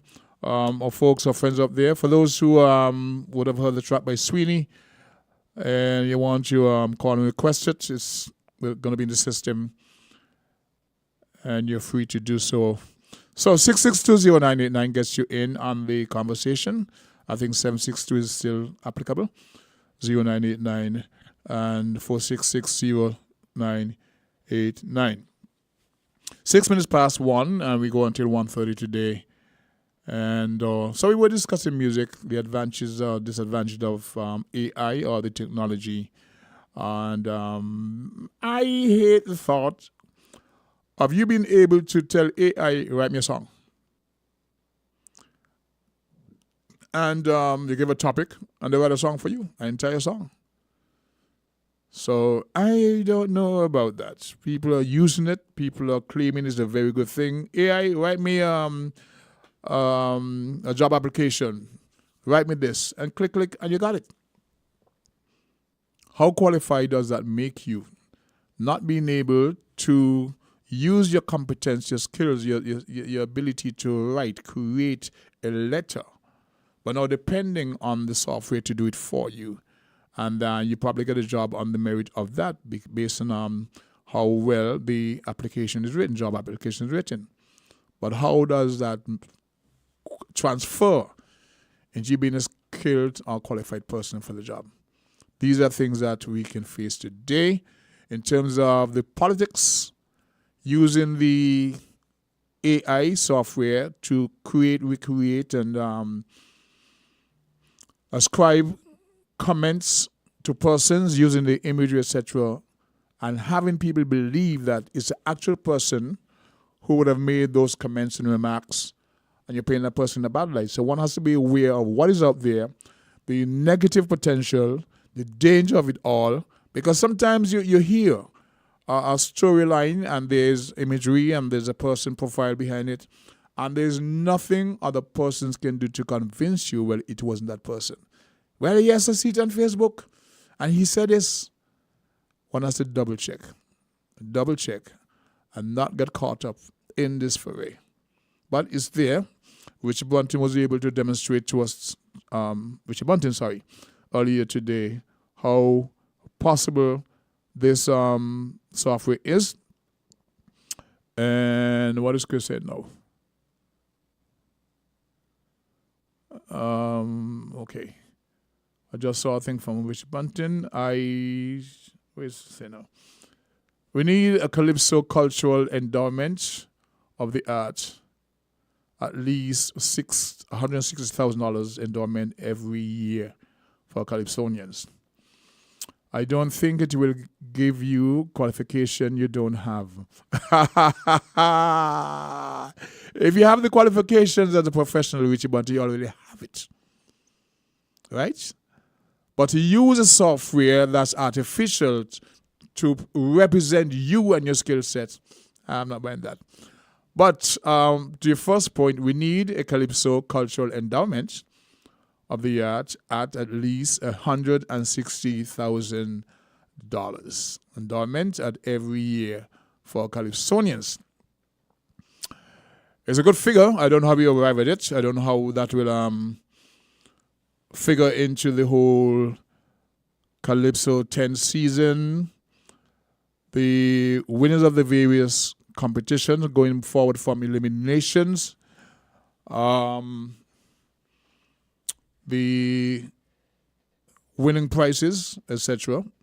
160,000. That's I would think a sponsor at the lower end. You're looking at playing the band. It's not like a one band. You have to the tens till we get to the stage of the band for providing orchestration for the competition. I think this brings into play the staging, the lighting, and all the other angles, maybe the prize giving. So I would think that 160 is modest, but I'm also of the view that the governments need to invest heavily into culture, very heavily. We have, okay. Oh, it's not for the tents, just for Calypsonians. Okay, you're saying that this 160 that you are recommending as part of endowment every year is not for the tents. All right. I guess if you can call back and give it a bit, because you're saying in St. Croix now they're offering $400 instead of $1,000 they were paying for Calypsonians. They've dropped it to $400. You claim maybe it's because you have less Calypsonians, less people showing interest. That seems to be the play around the region to also mold the youth. So looking at youth Calypsonians coming into the play. And it's a good time to have this discussion. In my view, I would have a program that's dedicated all year round, not just when it comes to in the carnival season, the upcoming carnival season, when kids are pursuing their exams. Then you have, we have a junior Calypso competition, and parents are so happy to have their kids involved in the show. They scramble here and there and there. There's no really training, and the kids are put on stage in some costumes that may not represent what they're singing. I think you'll want to have a dedicated all-year program that deals with the various art forms, mainly Calypso, but of course, maybe in the next 10 years we're going to have jamsters, not necessarily jamster, but DJs jamming reggae on the parade day. What do you think? Jamming reggae where? Parade day. For carnival? For carnival, yeah. For reggae? Mm-hmm. You really want them to lynch me, huh? I don't mean you in particular. I know. But I see sometimes for the troops, the music they play is not only foreign, but the whole genre is changing. There is a time and place for everything. If you're saying that Calypso is for carnival, then let it be featured. Not only in the tents, which is not as vibrant as before, but on the radio. There was a time that our nationals at home, especially those abroad, listened, tuned into the radio stations to get a sense of carnival, what was happening. And that kind of infused in them, I really want to go home. I want to be home. That don't happen today. And I've advocated at so many different forums that while you're planning your carnival in the marketing, make the DJs part of that discussion. Re-educate them as to what used to happen during the build-up to the carnival season. Now, on Saturday morning, I'm in an establishment, and I'm hearing Controller being featured on the radio by Jazzy D. There's a program she has every Saturday morning. And some great songs of yesteryear that I could relate to. The shoppers were listening and, okay, we thought these songs were lost. And if somebody asks, well, who's that? We can say, that's Controller. You know? Raise the salary. You know the song? Come on, come on, come on. Raise your salary. These are part of our national archives that don't get airplay. Today now, you may have a song that may last about 6 weeks during the build-up and to the end of Carnival, and that's it. After the season is done. Jams has a reputation that he don't play calypso. Are we agree that? Is that part of the reputation? There need to be a dedicated program like we had in the past, and there are times you have to reflect in the past to see where we've come from and what's missing today. Where you feature the Calypsonians. That is why you have less and less people showing less interest. The monies are not there as before. But at least if you have some, look at the junior Calypsonians. I've recorded a few. But there is no program where you feature, I said, once a week, the junior Calypsonians of St. Kitts. The winners, those taking part in the school. So you have, this week you have Keon Primary School, or whatever, against Sunny Point Primary School, or against Virtuals, and you bring a sense of competitiveness among the Calypsonians. There's a sense of pride for a school to be featured, or the more popular school. I went for the Green Valley Festival, and that was sad. We had the folks in the studio at least twice marketing the main feature, the Calypso show. And then it didn't happen. You had about 15 Calypsonians mentioned initially. They ended up with 3. 3 on the night of the competition, where the organizer says, you know what? We are no longer going to have a competition. We just let those who are here sing. And I don't know about the marketing beyond what we did here at Win FM. But when I got there around maybe 8:30ish, etc., I was to be a performer. There was nobody there, no cards outside. You get inside, there's nothing. Nothing. So the junior Calypsonians, I think they sang sometime before. I assisted one, and then on that night you had nothing. So while Rich Bonding is saying in St. Croix they did down to 15, here in St. Kitts there was down to 3 in Keon. So we continue with the text from Richard Bunting. He says, give 800 to the Calypsonian once they are registered and have 2 songs. 400 per song. Now, some years ago, Dr. Ken Ballantyne, when he was the Calypso sub-chair, I think he is on record of saying that he did not know that Calypsonians were not ever given any preparation money, to paraphrase. We didn't get anything. And so because of him, it was agreed to give us 1,500 in aid of preparing you for the competition, the tents, etc., because you're spending from your pocket. We know when it comes to the pageants, the queens, they are sponsored. They are given chaperone. They're cultivated and all the different. The Calypsonian, you have to go and find this and that and that. And so Dr. Ken Ballantyne, bless his heart, advocated so the Calypsonians were given 1,500 up front. Bunting is now saying once the Calypsonian is registered, he should be given at least $800, 400 per song. That help you get to the studio to get a quality recording where the DJs in the radio station can help to promote the carnival. There was a time when Antigua Summer Festival was on all our radio station. People actually went to Antigua. They loved the build-up of the competition between Short Shirt, Swallow, Obstinate, and all the big names like Tumba. It was part of what we listened to and look forward to. And it helped to build that the whole Caribbean vibes. I know the world has changed. We have within our palms cell phones with all the various attractions, distractions, depending on how we look at it. But the culture of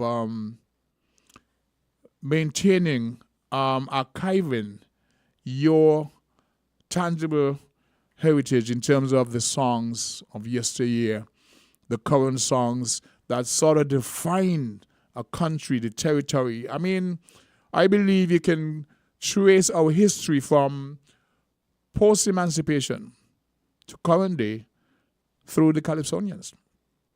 The Calypsonians reflected what was happening.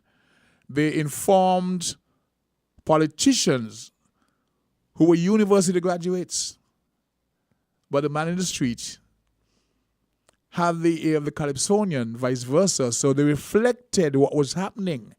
And people who lived in the UK and the US who didn't know what was happening during that same case, the Calypsonians told you. And you look back at those songs and you got a sense of who you were as a person. And I believe that's something that the ministers of culture should look into if you want to preserve that aspect of our history, which is documented in Calypso. I wonder if Richie remember one time he told me there was a show, a Calypso show, finals back in maybe the mid-2000s. Here in St. Kitts? Yeah, and he was telling me that Beckett was listening. Okay. And he said Beckett told him, spoke to him and told him, after the results, he was like, I don't understand what, I don't know what those judges down there hearing. Yeah. But I think Richie was on the show himself. I think Richie was performing, and he said he spoke to Beckett, and Beckett was wondering what the judges were hearing, because he thought that Richie should have placed higher. Higher? Okay. Yeah. It happens. Or should have won, maybe. If he remembers, he can share with us. Yeah. Okay. I want to give credit to Chris Collins, and he sent me a reminder because he's out there in the US, I'm saying US, in the UK, and he preserves and presents the music to that wide listening audience. So he says, "The King, I try my best to keep our culture alive for 52 Sundays of the year." He's there on the radio, and he said, "Okay, this year this Sunday I'm interviewing this person, blah." But he said he plays the music, not only saying Kitts Nevis, but around the region. But at least our music is airplay. We don't have anybody in New York who dedicatingly plays St. Kitts music. If you're from the bigger islands, of course, the bigger countries, you're gonna get plenty airplay. So when we have a chance to promote the music, which can now be heard or seen on the internet, not only radio, we don't. We play and respect every other genre over what's produced here. And then we say, oh, our music is not this and that and that. But if you don't support it, how do they get to the point of proficiency and to get the qualitative recording? We have a market that's swarmed with everything every day, but your own is your own. So being able to listen to Jazzy D presenting Controller's song in the morning, that was a wonderful thing. I should play about maybe 5, 6, 8, 10 songs of his that a lot of folks won't really know. And that's the sad part of it. You know, there's a unique sound that came out of Nevis some years ago. Cadre. We hear soca from Trinidad. We hear ring bang from Barbados.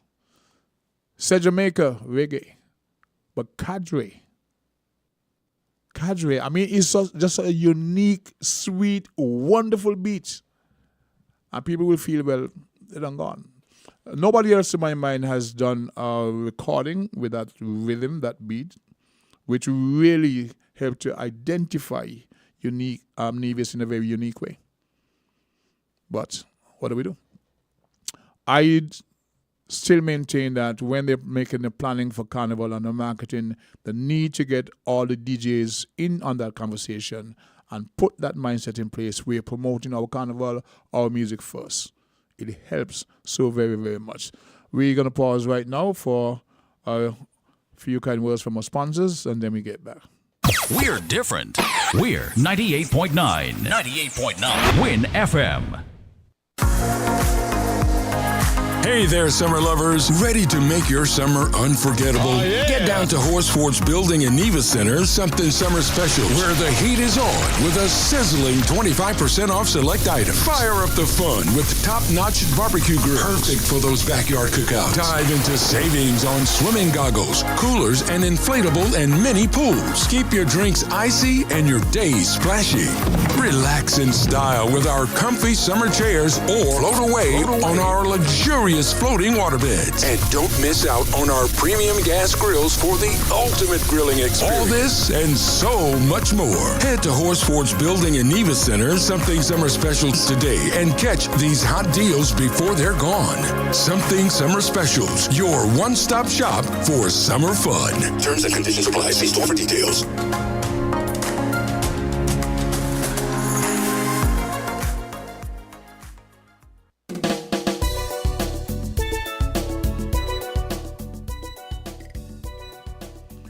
At 24 minutes past the 1 o'clock hour. We got about 6 minutes to go. But before I do, let me say, send some greetings out to Brenda O'Neill and her family and Inner Circle, who were here on the weekend celebrating her birthday. It was over at the Spice Mill, and we had lots of family and friends and, well wishes came in. So she's still here. I want to say to you, hope you have a most wonderful day. I describe you as a friend of the Federation. You're into marketing, you're into the whole travel agency, you're into destination weddings, etc. And you have been good to the Federation. So I'm happy to have been part of that celebration. And I'm going to call you after because we had a meeting this afternoon, but it's going to have to change that to some extent. I have a bit of a commitment to the studio. But that being said, I'm glad that you and yours and those who you brought to the Federation, which is a very, very good thing. The report has been good. The reception has been good. We've had members of the group saying they want to live in St. Kitts. They're looking at where they can buy. And by the way, Jamster, just about every time I take a tour out, somebody's asking, how can I go about moving to St. Kitts? And this happens a lot with folks who would have been on the cruise, seen other territories, and I must say that I can swear that 99% of the tour guides, taxi drivers, because your taxi driver is a qualified tour guide. They do a very good job. You'll get a report from the FCCA, from the Tourism Authority. The report from the taxi drivers has been very good. One or two still give us some bad information. I'm told that on a tour that this particular group took with a certain person of a different nationality, but active here, they got down to the egrets, the snow egrets, just beyond Rams on the, there, and the acacia trees. And they describe the egrets as flying flowers. So some of them have been here before, and they know that these are the snow egrets. So what do you mean it's flying flowers? And he said, these are the flying. But in case you don't know, just about everybody knows, the tree, or the trees are the acacia trees. We call them cassia tree. And we have a saying locally that monkeys don't jump on cassia tree because of the thorns or prickles on the trees. Those trees were selected specifically because of the thorns. The thorns or the prickles, if you want to call them that, the cassia. Weren't they always here? The birds? The acacia trees. Yes, but I'm saying the egrets select them because the thorns, the prickle, or the cassia discourages the monkeys and the mongoose from attacking the young birds that nest. So the phrase that monkeys don't jump on cassia tree is very applicable. And so during the daytime, they may go out on the forage for food. The mothers stay with the young birds. But the trees offer them that level of protection. So on the tours is one of the things that we speak to about a guest, one of the features of the tour. But this group took a tour with I would say, trained, qualified tour guide because he had to go through the process. But he's informing the guests that the egrets are really flying flowers. So, I don't know. You know that giraffes, that's what the giraffes eat. Egrets? No, the acacia? Okay, I didn't know that. I don't understand how they... And you know, the wood is very hard, so I don't understand how they... Well, they would have... Nature would provide them with whatever they need. You know, so yes, our guests of the Federation, thank you for being here. For those who make plans to come back, we have a call at 29. Call 11 Voices. Hi. Let me call you. I said let me call you because I'm not surprised. But anyway, the first time I'm hearing the term snow egrets. Yeah. I normally say cattle egrets. Cattle? I've never heard the term snow egrets before. You just said it now. Yeah. So so is it cattle egrets? Where did you get the term snow egrets? That's how we know that, the snow egrets. Yeah, and if you Google snow egrets, are you going to see that? I've not Googled it. I know you find the egrets on the backs of the cattle. So that's probably where the backs of the cattle, picking up the ticks of the back of cattle. Have you seen it? So perhaps that's what they get the terminology. Yeah, of course, yes. So that's how I had heard the term cattle egrets, but I think you can just find them as egrets. I would look up the term egrets to see what type of egret. I think I did actually. I think I actually did, but I can't recall. But yes, as to what you call it, flying flowers? Not me. The person called them flying flowers. You know something? Some people do not. Some tour guides do not listen to what's taught to them. They choose to say their own thing. Yep. Okay? They choose to say their own thing. And it ends up being a poor reflection when they do their tour of the company or companies or even the island, right? And, you know, as I heard... Yeah, so some people say a lot of nonsense. Gibberish, yes. And the guests know better. Really hurts my ear. And I think all of us have phones in our hands. You know, there's Google, there's all sorts of platforms you can research and know for yourself exactly what you're supposed to be saying.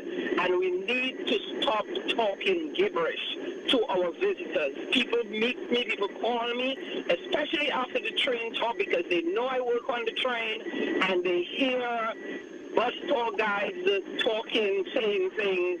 It is just, you know, and they may be from St. Kitts or Nevis, you understand? And they know what the person is saying is wrong, and it is upsetting to people. So people would reach out to me from time to time, but it is what it is. People, you can take a horse to the water, you can't let it drink. We have had training where people like Mr. Stapleton, who knows the island like the back of his hand, he knows our history, who's come in and the company has paid money. And one of the things Stapleton always says, let us change the narrative, just like I say. And for some reason, our taxi drivers, our tour guides refuse to start talking about our ancestors in the way in which we are now historians are speaking. Enslaved Africans who were enslaved. Don't generalize, Carla. Carla, don't generalize. I don't generalize. I say enslaved. Do not generalize. Not everybody. You said taxi drivers. You're generalizing. I said some. Said some taxi drivers, some tour guides refuse to, because I've heard Stapleton say it. When tourism have their, training for us, and Scenic Railway had their own training as well, he talks about that, changing the way in which we speak about our ancestors. Getting the truth in stories I mean, get more stories of us in a way that of our people in a way that shows Africans or African in the positive as survivors. Right? But a lot more focus is made on the Europeans. You know, the story of Sir Thomas Warner, the stories of what's his name who sang that song, Amazing Grace story, and John Newton. I heard one tour guide say recently that the slaves wrote the song. Yep. And Thomas Warner. John Newton. John Newton Took it. Took the melody. Again, wrong information. You know, Newton, the song, if you look at the documentary of Newton and the Amazing Grace story, as he listened to the song, the people humming, because remember, the Africans were not speaking English, so how could they have written Amazing Grace? I mean, this doesn't, how are you going to tell people that? You understand? But the song they were making was a song that he took and made the song with. So that Amazing Grace tune, the hum, it has been researched that it came from the painful sound of the enslaved. Carlo, you're correct. Were in the bottom of the ships. He is listed as the author of the lyrics, not the music. So he put lyrics and more music. Yeah. So Correct. That was what it was crafted. The documentary of that song, Amazing Grace at John Newton, is somewhere. You can probably go and look at it. I think I looked at it. I can't remember if it was on Netflix or where, but they talked about that tune. You know, so it became one of the most powerful songs. The enslaved did not write The melody came from our. They did not write the words to the song. The music Correct. comes from him, and I'm saying you can tell the story that way. You know, put us. I do, Carla, but you know what? You know that we're 6 minutes past the time, right? I know you're giving me more time. Anyway. We do have to wrap. Because we're 6 minutes beyond the time, okay? But thanks for your contribution as usual. Beautiful. Thank you. We now come to another end of a presentation of Voices, and thanks for being with us. We went a bit over, and we do have to give credit to sponsors and those who are waiting to continue on the program. So peace, love, and fat beats. Talk to you guys later on. Found the sound.